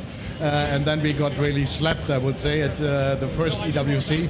So, we looked into it, made changes, tried to improve the roster every year, and I think we're on the right way. I think in the online season last year or this year, we came 4th. Yeah, we were, let's say, knocking on the door of the Coandas and Red Lions, and this is where we want to be. Then in Riyadh itself, it was a bit not our day, I must say. So we finished 8th overall. So this is not where we want to be. Yeah, so it needs to be further up, and we are working hard for this. Yeah. As you say, so in terms of the professional competition, so it didn't go your way this year. But obviously, for your drivers, had success in the offline part of things. Got to ask as well: have you ever driven with them offline, or driven Rennsport very much as a? You haven't driven very much yourself. I'm totally honest, no, because it doesn't make sense. I mean, I only did 2 competitive races in my life. One on a different platform, which I think I got shunted. It was a big crash. Even made it to a highlight Twitch clip or something. And the second one was Jimmy's 23 Hours of Zolder, where a Rennsport car crashed into me. Yeah? So this is my racing experience, and no, I'm not usable on a sim. I was going to ask you about the more casual point of view, but no, fair enough. Obviously, crossplay will be available 27 days' time, November 13th, Xbox, PlayStation, PC at the same time. Obviously, you're an admirer of sim racing from all sort of platforms, and how important is it that we can have such a broad umbrella of people who can get on Rennsport, get at it straight away? I think it's absolutely crucial. I think, I've always said sim racing is still at the very beginning, and we need to grow it. And the more people can play games, play simulations, the better. And I think consoles are the key to make this growth possible. And so I totally welcome it. And I think on console I will try it as well. You say sim racing is sort of at the start, but have a look at this. You look around, and I'm sure you've been here. It's my first year actually, but I'm sure you've been here previous years. Must continue to get bigger, and it does fit. As much as you say, sim racing is in its early stages, and in a sense, in some areas it does feel like that. But when you look at events like this, you must stand back and admire and think, "Wow, this is a great place we're in at the moment." No, absolutely. I think the base is there, and it's a great starting point, and I think I was at the Sim Expo in 21 at the Nürburgring. I mean, also many people already there, but now I think it's bigger, which is great to see. This morning there were queues, like, I don't know, 1 kilometer queue to get in here. So I think it's amazing. I mean, I always look at stuff from the esports side, so I want these people also to get in touch with teams to support them, or with the top drivers out there, because I really think sim racing can be a major esports category, and we are all working on that. So it's amazing to see the growth, but I think there's still so much more to do. Of course, Rennsport, part of that sort of top level of esports competition that I know you're involved in with the Esports Racing League. We'll be using Rennsport a little bit later on in this year. How sort of quick of a decision was it to include Rennsport in the 5 sims that you included in that competition this year? Oh, it was super important, and I was so happy that the guys said, yeah, we are in, because I think it's also the first time, that they venture into something which is not organized by them or by EWC. So, our league is there for combining all the big games and titles, and we have 5 great games on board this year, and Rennsport is one of them. And I'm really looking forward to 13th of December, where we go for the season final, online season final on Rennsport, and then a few weeks later we go to the live event in Maastricht at Sim Formula Europe with the 4 top teams. I think it's a cool competition. It's so amazing to have Rennsport on board. Yeah, and as you say, going forward into another LAN event as well, which is what it's all about. One final thing before I let you go. We've been asking everybody for their one word to describe Rennsport, if you would. What's your overriding thought? One word to describe Rennsport. Oh, challenging. Because it's so much work that our drivers invest into it. This is the thing. And it's a big challenge to succeed on this platform on the top level. So it wasn't more than one word, but it's a huge challenge, but we love it. Yeah. Glad it's more than one word. Good interview as always. Thanks very much, Florian. We'll see you about. Thank you. Florian Hasper, always a good interview. Right, time for you to step aside for a sec. And I've got creative director of Rennsport with me, Kim. We'll stare at this camera over here, Kim. I mean, what a journey, right? From launching publicly as part of Katowice with ESL. 3 years later, we are 27 days away from the public launch, the full launch of the game. How rewarding has this journey been for you and the team? It's been what Florian said earlier. It's been challenging for sure. But if you look at that journey and you look at the start at Katowice with that amazing competition that happened there, on what was back then basically a prototype, but we did high-level esports on it, and then we moved on from that into closed beta, open beta, early access, and now we're just a short few weeks out from launching a cross-platform, cross-play sim racing title. It's incredible. And at least as far as I'm aware, this is the first cross-platform, cross-play across consoles and PC. And we've talked to so many people that have said they've started from a more casual basis on a controller, then stepping up to the rig. Was that something that you and the team had always kind of identified as this is where you wanted to be? Yeah, absolutely. And we realized quite early that sim racing is a very niche within a niche in the car racing space. It's quite demanding for a player to get in, but if we can offer paths through steering wheels and controllers on different platforms, you can build your big communities and racing groups together no matter where you play, and that means more people, more cars equals better racing in the end. And so how have you tuned the experience for the console and controller players? Are there extra assists that they'll be able to take advantage of to get up to speed? Yeah, so we have the assists that would help a controller player, like stability control, for example, to just give the car a bit of extra help when you start to lose control of it, because you don't have the same range of steering on a stick as you do on a wheel, obviously. So there are assists that will help a controller player for sure.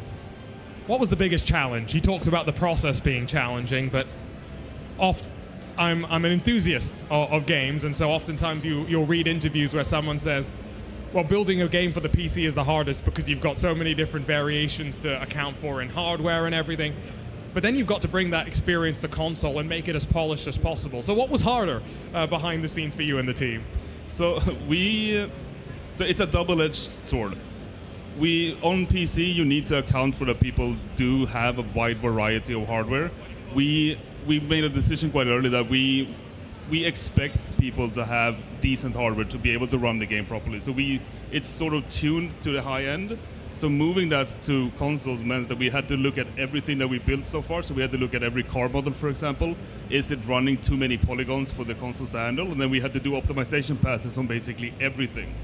Because we also didn't want to make a downgraded version for console. We wanted to be as close as possible. But being PC, you have a higher range, obviously. So there's always going to be more to cram out of a PC.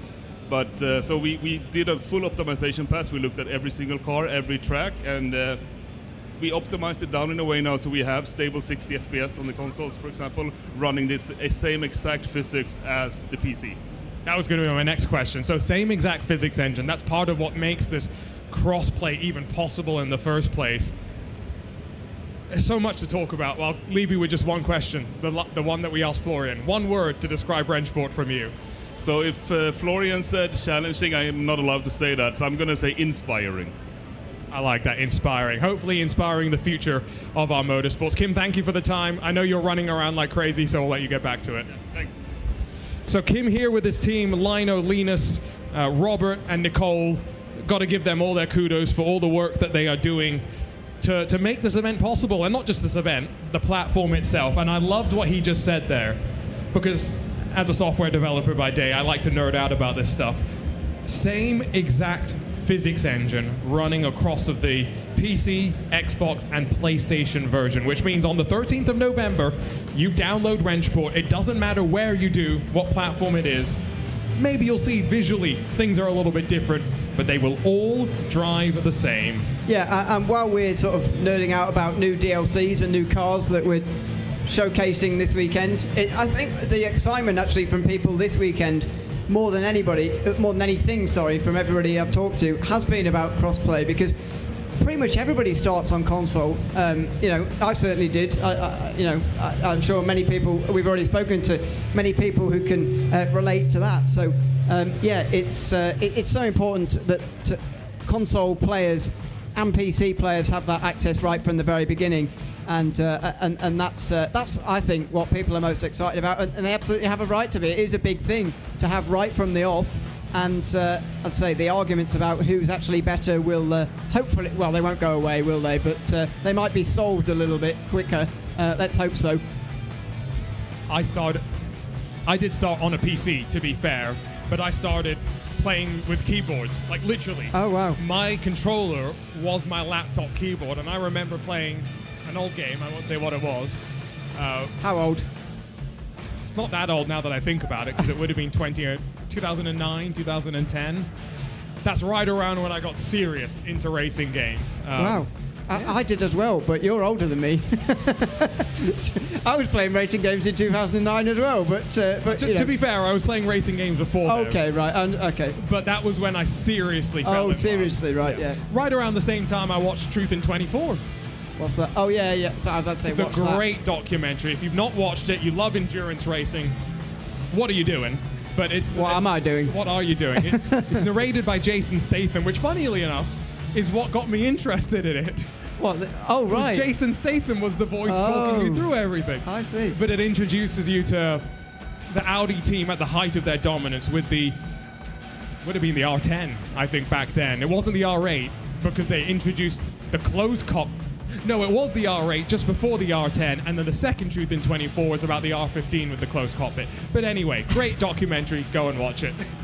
Well, I'll have to. I always say these things about these, because I can get more behind a documentary. I'm not a film fan, as you know. But you will love this, I think. And I do enjoy documentaries, but then I end up never finding the time to watch them. So that can be tricky. But yeah, no, it is great to have that. And these are the kind of things that I don't think there is enough in sort of sports car racing and sim racing, these kinds of things. Sort of these entry points, if you like. You know, we need, get into a place where you don't have to just stumble across it one day to become interested in it. You can see it through other mediums, and that's the place we're getting to at the moment, and that is a good thing. And so just another reminder, official launch on November the 13th of 2025. PlayStation 5, Xbox Series X and PC, X and S on Xbox, I should say.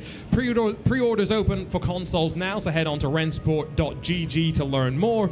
Pre-orders for PC will be available both, I think, through Steam and the Epic Game Store, but not open just yet. So stay tuned on social media for more news about that. We've already talked about 2 incoming DLC packs, one that focuses a little bit more on Le Mans and some of the historic racing cars that have visited there in years past, and then one I think a little bit more geared towards the DTM fans in the community. And that's one that I think is really interesting because it's a series and a time in motorsports that a lot of people will watch with fond memories. I still think about the Mercedes, the boxy Mercedes, which I'm pretty sure is the one coming to the platform as part of the Touring Classics Part 1, the 190E Evo. But to be able to go out there and race, and not just race against people online, but with the introduction of AI as well, which will be here on day one, I think it's going to be really fun. It is, by the way. It is the same one. Yeah.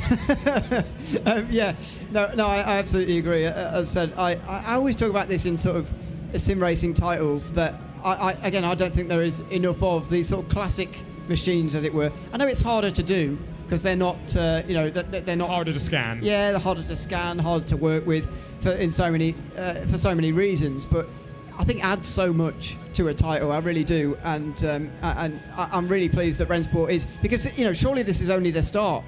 This is only the first 2 sort of classic DLCs, as I'll call them, that are being brought in. If these become popular, they can really keep life into the sim, and there's only so many times you can race GT3 racing again and again. You know what I mean? So it's great to have the classic cars. I'm thoroughly looking forward to that most. And of course, we get a new circuit with one of the DLCs with Le Mans, which is one of my favourites all time. And so, talking of circuits, I was just looking through the tracks already available on Rennsport. We've got the Hockenheim Ring. We'll get the classic layout, so the old version of the Hockenheim Ring with the second Touring Classics DLC. That will be really cool. But another German track, Nürburgring GP, Spa-Francorchamps, Monza, the test track, which has got a really weird name that I'm not even going to try and pronounce because I'll make myself sound silly if I do. We've got Monza, Singapore. My website's the site. Oh, there we go. We'll blame my iPad instead. Technology is wonderful, isn't it? Monza, Daytona, Michelin Raceway Road Atlanta, the Orchard Road Street Circuit, the Goodwood Hill Climb. That's actually been playable for quite a while. Fuji International Speedway, the Nordschleife, Jeddah, the Cresta Chorus, and the Founders Track, which the cool thing about this, I'm showing you in the picture, actually has the names of a lot of the people that have supported Rennsport to get to this point so far. Yeah, and some spectacular scenery around as well at the same time. So, really looking forward to that one as well. Again, another thing I'm really looking forward to, another thing that I think, anyway, really will sort of give life into the sim for a long time, will be this user-generated content and the modding that comes in. And so this is the sort of first signs, and it's not a sort of player-made track, as it were, but it's almost as if to show players this is what you can do with the tools we're going to provide you. And that will set the imagination of people who've got more imagination than us. And skill. And skill. It will set them free, and they'll create some great things as well. So I'm really looking forward to that. And if we can start to see that in some sort of in the professional scenes, if we do, I know that we've seen the Orchard Road in R1 last year in one of the races, but if we can start to see more of that, I think that creates more exciting and interesting professional events also. So it's a win for not only the general user but the professional as well. I was just trying to remember back to not just the Orchard Road races in R1, but the ones that we had at the Porsche Carrera Cup Deutschland as well, because we did have some good racing there. And Singapore's got a track, the Marina Bay Street Circuit, but one that logistically is hard to scan, hard to model, hard to bring into a sim. So I love the way that you can bring that creativity forward while still capturing the essence of the location. That's always special. Let's talk cars as well very briefly. A big thank you to the manufacturers that have made all this possible as well. But in terms of prototypes, we've got the BMW M Hybrid V8, the Porsche 963, which of course has just won the IMSA WeatherTech Sports Car Championship, the Mercedes AMG GT3, the Porsche 911 GT3R, BMW M4 GT3 as well, Audi GT3, Aston Martin GT3. There's a trend here. Ford Mustang, McLaren, 911 GT3 again. Now we get to the GT4s. Audi, BMW. There's a Porsche Cup car. There's a BMW M2 CS Racing. There's an Audi TCR. There's a Hyundai TCR. There are then 3 oddballs, I would call them. The Praga R1, which anyone who's a fan of Jimmy Broadbent's probably quite happy about. Porsche Mission R, which is an interesting one, the all-electric race car. And then the Porsche 911 GT3R Rennsport, which is not named for the game. We should be clear about that one. That was Porsche telling their engineers, right, build a GT3 car, but as if you had no restrictions. These no restrictions cars always interest me because that does look a lot like a GT3 car, to be fair, even with no restrictions. Except for the wing on the back. The rear wing is quite spectacular, but I don't see why that shouldn't be allowed in GT3 regulations normally. Too much power, too much downforce. I mean, the rear wing in specifically. That surely that would be fine. It's a bit wide body as well, isn't it? Actually, I think the two things that I was actually at Laguna Seca when they were unveiling the car, and the noise it made when it went around the track for the very first time. Oh, I cannot tell you how glorious it sounded. So is this a car that they've built for maximum performance, or looks and sort of style, if you like? No.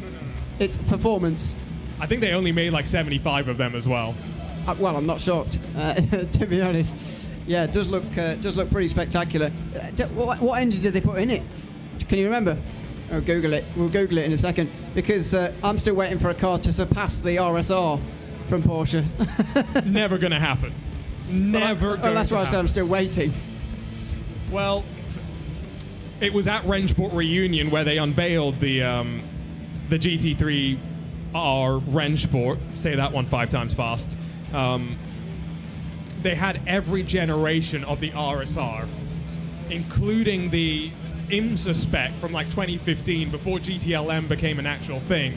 And it was crazy. You'd hear I think it was 2015 spec car. It sounded somewhat loud. But then 2016, what a screamer. And then slowly over time, the WEC did its thing and made it sound quieter. I thought in IMSA it was still allowed, even in 17 and so on, it was still allowed to ruin the countryside. With noise. I've got a story that I probably shouldn't say out loud.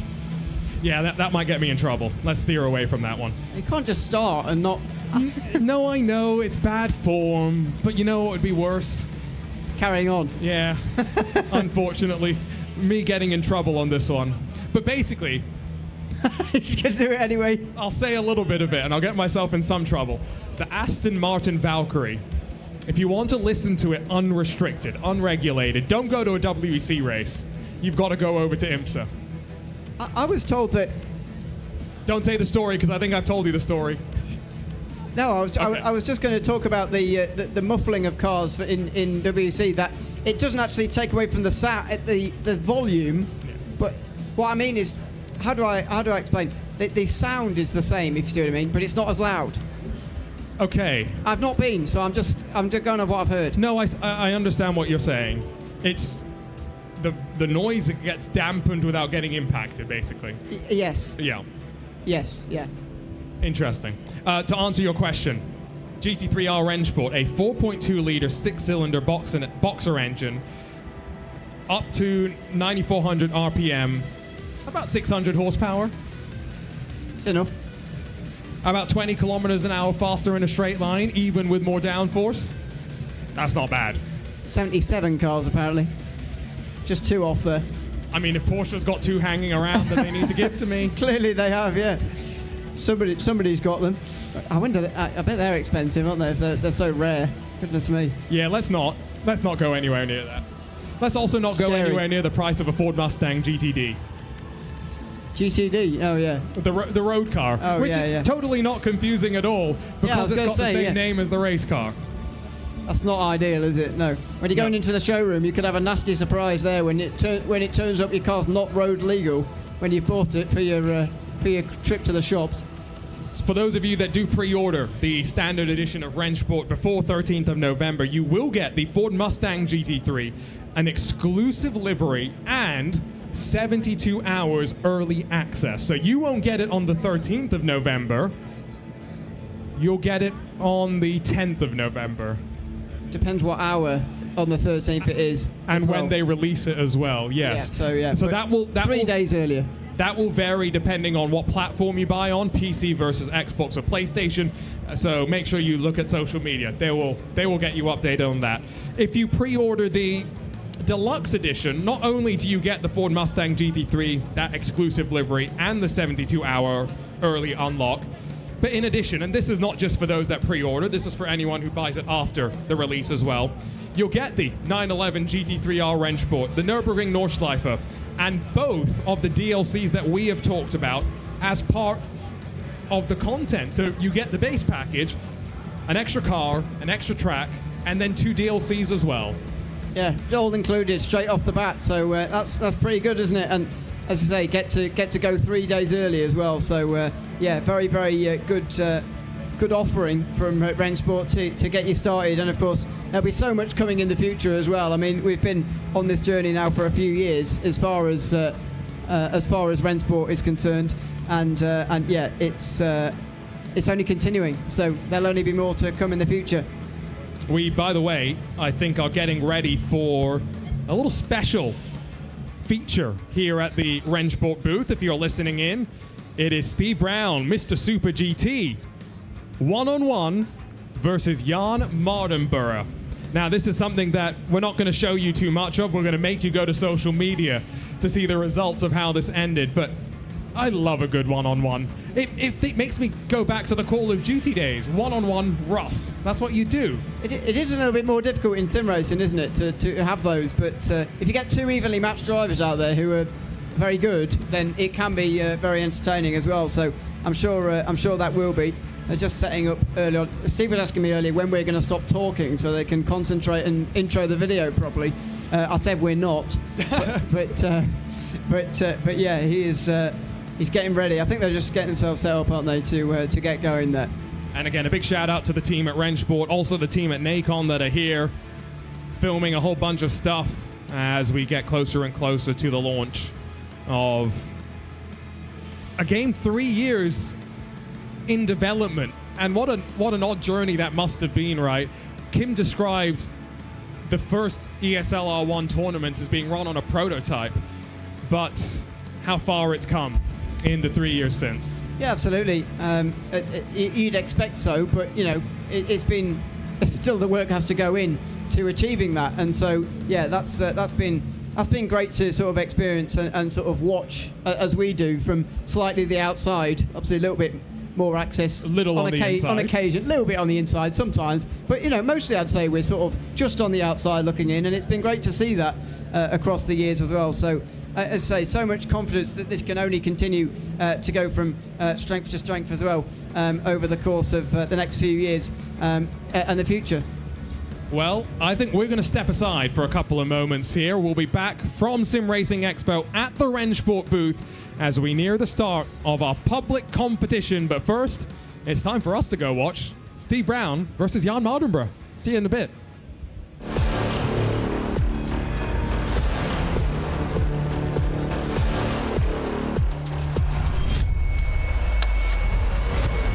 And it's 3 wide off the corner. Toe-to-toe, these two juggernauts of R1 are now meeting again. He's going to try and go for the lead here on the outside line. That is absolutely unbelievable. This is fantastic battling. There's squeezing, there's bumping, there's banging, there's bruising.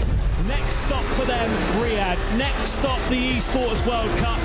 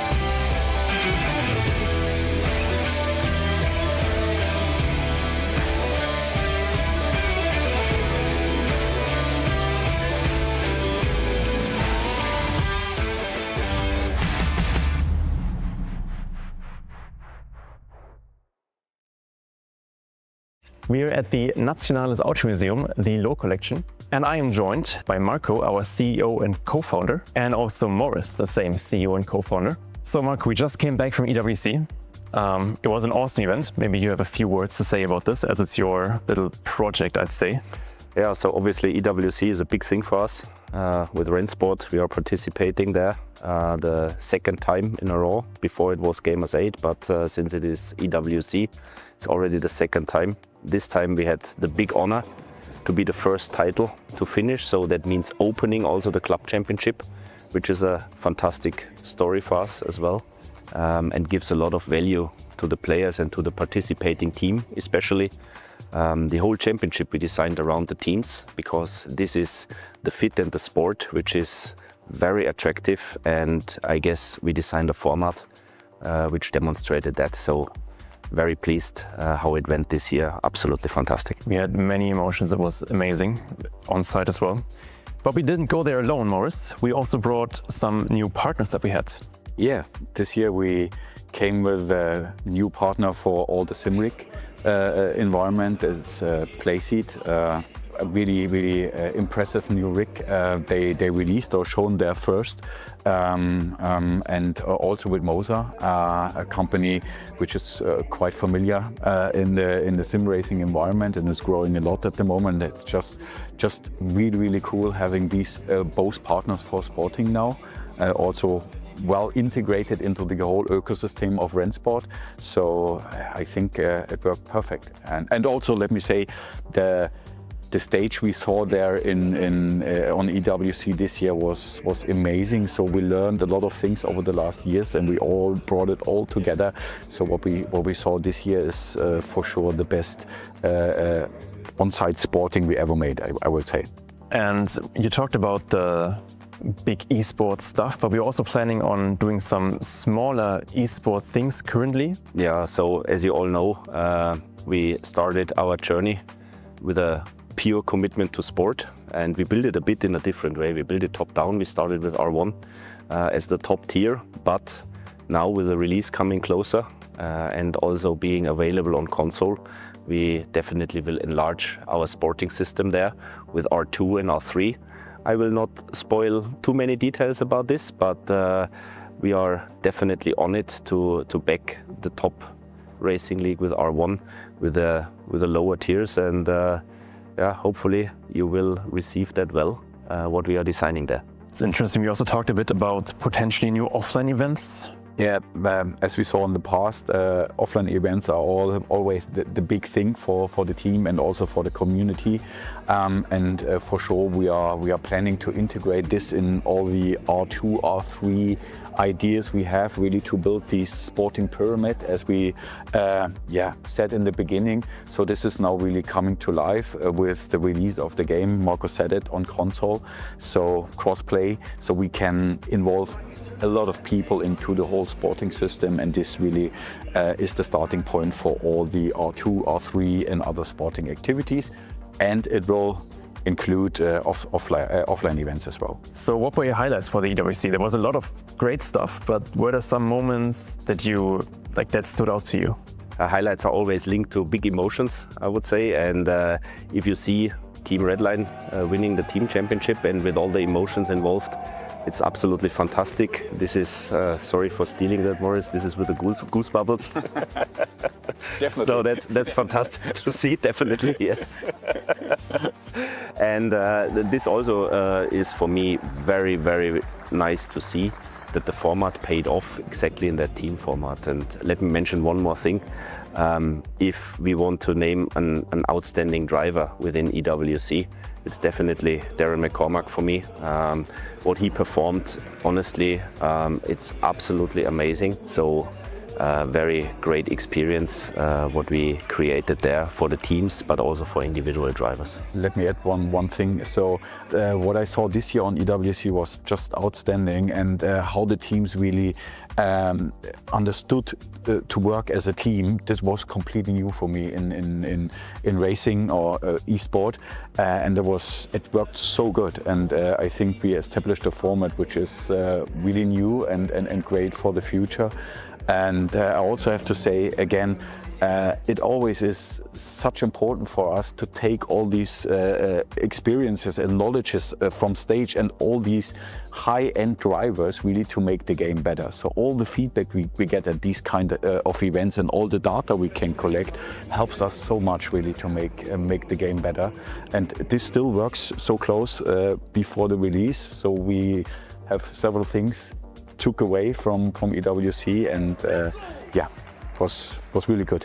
We kept our promise to really set up a stage for those athletes. We promised that, and together with all our partners, we absolutely delivered this year. We are proud of that, and it was received very well by not just the participants but also the partners you mentioned. So for us, incredible event.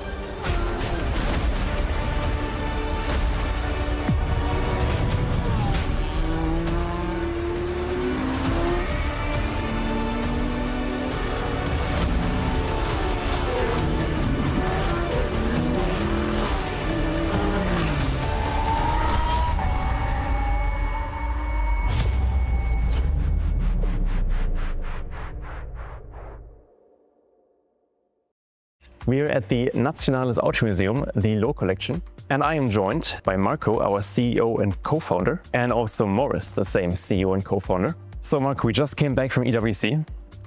It was an awesome event. Maybe you have a few words to say about this, as it's your little project, I'd say. Yeah, so obviously EWC is a big thing for us. With Rennsport, we are participating there the second time in a row. Before it was Gamers 8, but since it is EWC, it's already the second time. This time we had the big honor to be the first title to finish, so that means opening also the club championship, which is a fantastic story for us as well, and gives a lot of value to the players and to the participating team especially. The whole championship we designed around the teams, because this is the fit and the sport which is very attractive, and I guess we designed a format which demonstrated that. So very pleased how it went this year. Absolutely fantastic. We had many emotions. It was amazing on site as well. But we didn't go there alone, Morris. We also brought some new partners that we had. Yeah, this year we came with a new partner for all the SimRacing environment. It's Playseat.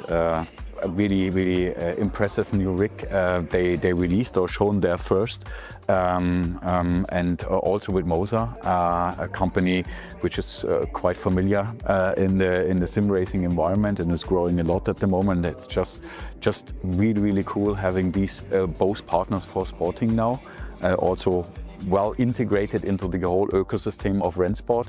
So I think it worked perfect. And also let me say, the stage we saw there on EWC this year was amazing. So we learned a lot of things over the last years, and we all brought it all together. So what we saw this year is for sure the best on-site sporting we ever made, I would say. And you talked about the big esports stuff, but we're also planning on doing some smaller esport things currently. Yeah, so as you all know, we started our journey with a pure commitment to sport, and we built it a bit in a different way. We built it top down. We started with R1 as the top tier, but now with the release coming closer and also being available on console, we definitely will enlarge our sporting system there with R2 and R3.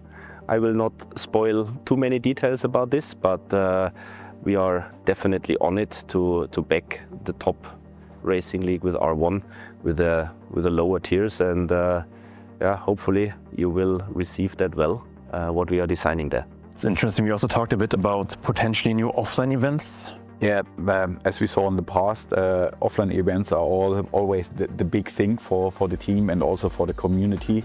And for sure, we are planning to integrate this in all the R2, R3 ideas we have, really to build this sporting pyramid, as we said in the beginning. So this is now really coming to life with the release of the game. Marco said it, on console, so cross-play, so we can involve a lot of people into the whole sporting system, and this really is the starting point for all the R2, R3 and other sporting activities, and it will include offline events as well. So what were your highlights for the EWC? There was a lot of great stuff, but were there some moments that that stood out to you?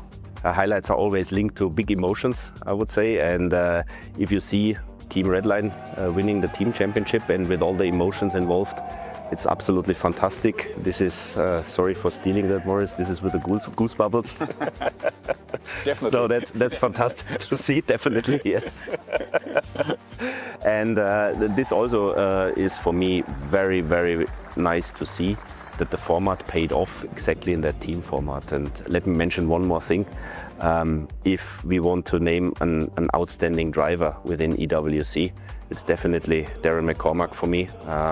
What he performed, honestly, it's absolutely amazing. So very great experience what we created there for the teams, but also for individual drivers. Let me add one thing. So what I saw this year on EWC was just outstanding, and how the teams really understood to work as a team. This was completely new for me in racing or esport, and it worked so good. And I think we established a format which is really new and great for the future.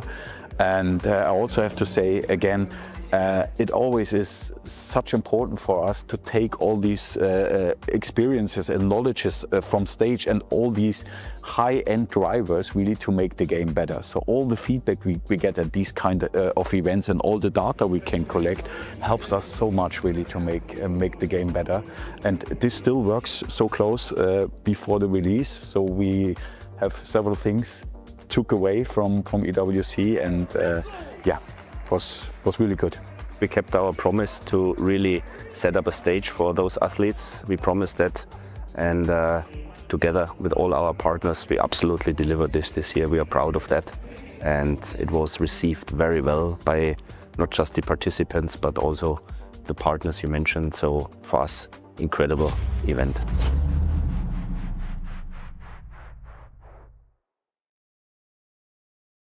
I'm joined by the two executive directors, Florian and Toby, here at the Nationales Automuseum, the Low Collection. Thank you for having us. Can you introduce yourself quickly? Well, my name is Tobias Reichle.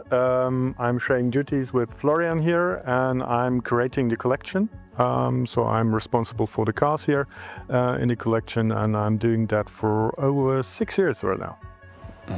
My name is Florian Urbic, and I'm the second part of the executive directors here, and I'm responsible for marketing, PR, for our collection and for events and all that kind of stuff. And I joined the team 3 years ago, so 1 year before the opening of the museum. Right, the opening of the museum 3 years ago. We have been in contact since then. Morris has been in contact with you. And from what I've heard at least, we wanted to work with you for a very long time, and we're glad that it finally worked. We were here to scan some cars. Can you tell us a bit about the Nationales Automuseum, the Low Collection? Well, the museum was transformed from a private collection into a public museum. Mr. Loh, the owner of the cars and the founder of the museum, he has been collecting cars for now close to 40 years. It all started when he was a little boy of 10 years of age, and a friend of his parents visited in a Mercedes 190 SL, a silver roadster. And that day he fell in love with the car, and he promised one day when he can afford one, he'll buy one for himself. And so, like close to 40 years ago, he kept the promise he made to himself as a little boy, and he started the collection.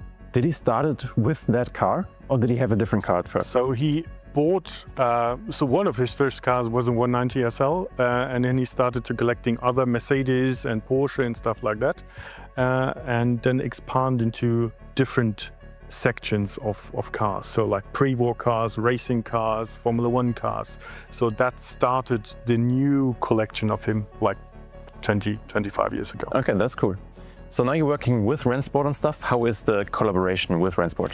Well, when we first talked to Moritz and he gave us the vision of Rennsport and what's behind it, I think we were really convinced right from that point on that we want to be on board, and we're happy to be a partner of Rennsport and happy to have you guys here to scan our cars, and are happy to have our cars in the video game. Can't wait to play them. And yeah, we're pretty much convinced that this is going to be the greatest video game in the world, I guess. That sounds very promising. We are, again, very grateful that we can be here and that we also can use your cars to implement them in our game. Now for something more personal, what's your favorite car in the collection that we have here? Well, to be honest, that changes every week because we have so many different cars in here.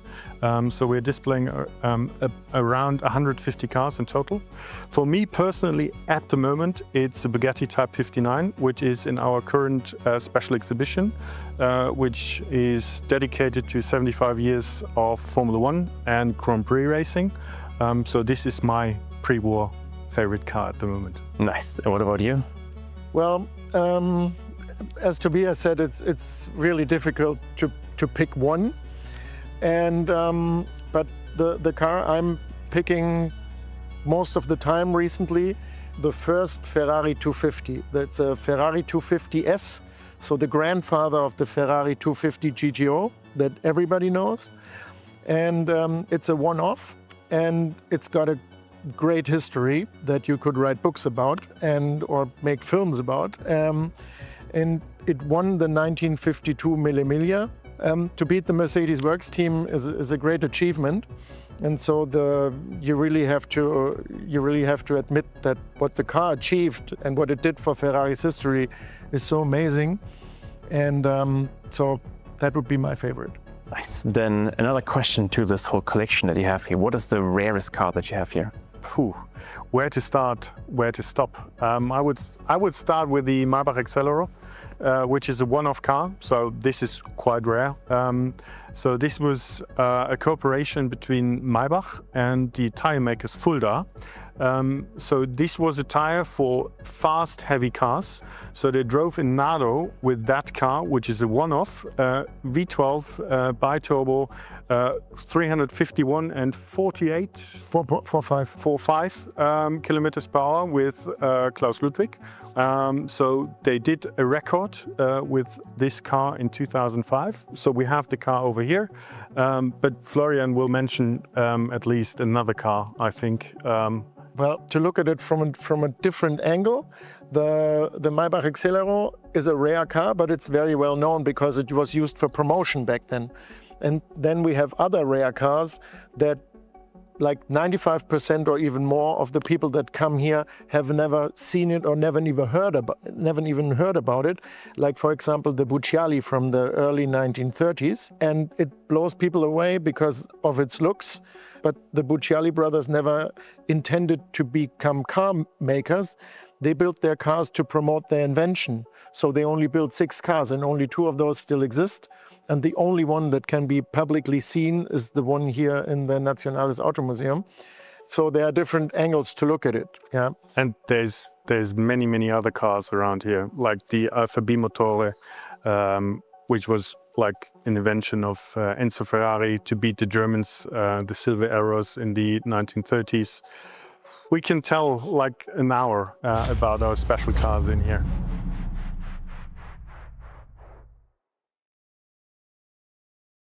We are in contact with the National Automuseum since 2 or 3 years, so it's really good relationship we have here.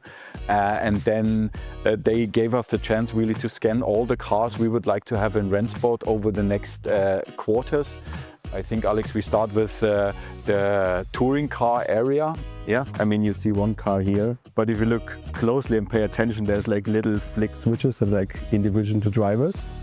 And Alan McNeish has like a button and flick which is called the Stark Fuck Up. So whatever that means for him to get rid of some issues, so to say. Yeah, it's just personalized. And I think the story of us is like we want to bring closer together the real life cars that we see here to like a digital twin. Yeah, and that was the story from the beginning. Marco and I always had in mind we scanning real-world cars and bringing the digital twins into Rennsport. And here you can see a perfect example how this works. Let me add something there, because those little details is at the end what is underlining the soul of a car. And this is when you enter that venue here, it's unbelievable how immediately you got caught by that spirit in there. Every individual car is telling an individual story, and this is what we want to catch with those really precise replications in the highest quality, as you hopefully appreciate then when you see that, and bear those little stories in mind. This is the starting point of telling that, and really the starting point of transporting this spirit and this soul of every individual car to you and to the virtual world then at the end. Going through the 2000, Bernd Schneider, he was a DTM champion at this year, I think. And then going through to the 90s, just look at it, it looks absolutely amazing. And also here, just once you have that car in game, just pay attention, go into like spectator mode, look at all the little stickers on the steering wheel, on the flick switches, just go around the car and just appreciate the little details that makes this car this car. That's my favorite part, I would say. That's the early beginning of DTM, or I would say it's not the beginning of DTM, there was DTM before, but that's the golden age of DTM. So it's the late 80s with the BMW and the Klaus Ludwig Mercedes. What we can do is like if you look at that door, for example, later, like that's what DTM makes special, right? You have, it's basically production cars, so you need to keep some certain parts stock. So if you have, lucky enough, a E30 at home right now, you could just say like, hey, I can retrospect some of the individual bits and pieces of the original street cars. Same goes with the E90 Evo. I think that livery, just everybody knows it who has like a little bit looked into DTM and German motorsports. It's just so iconic. I would love to just live here for the next 3 years and scan every single car that lives here. For me, what these cars in the 2004 years are for you is for sure for you, Marco and me. But 3 of these cars you could see here will for sure be in our first part of Touring Car DLC. Happy to introduce something very exciting, especially for me personally, to be honest. It is on purpose that we are sitting in front of a Le Mans winner car. One of the very iconic faces of Le Mans were dominated by that prototype from Porsche. And this car here is part of our Endurance Classic DLC. 1 out of how many cars? 3 that we scanned so far. I think super cool start.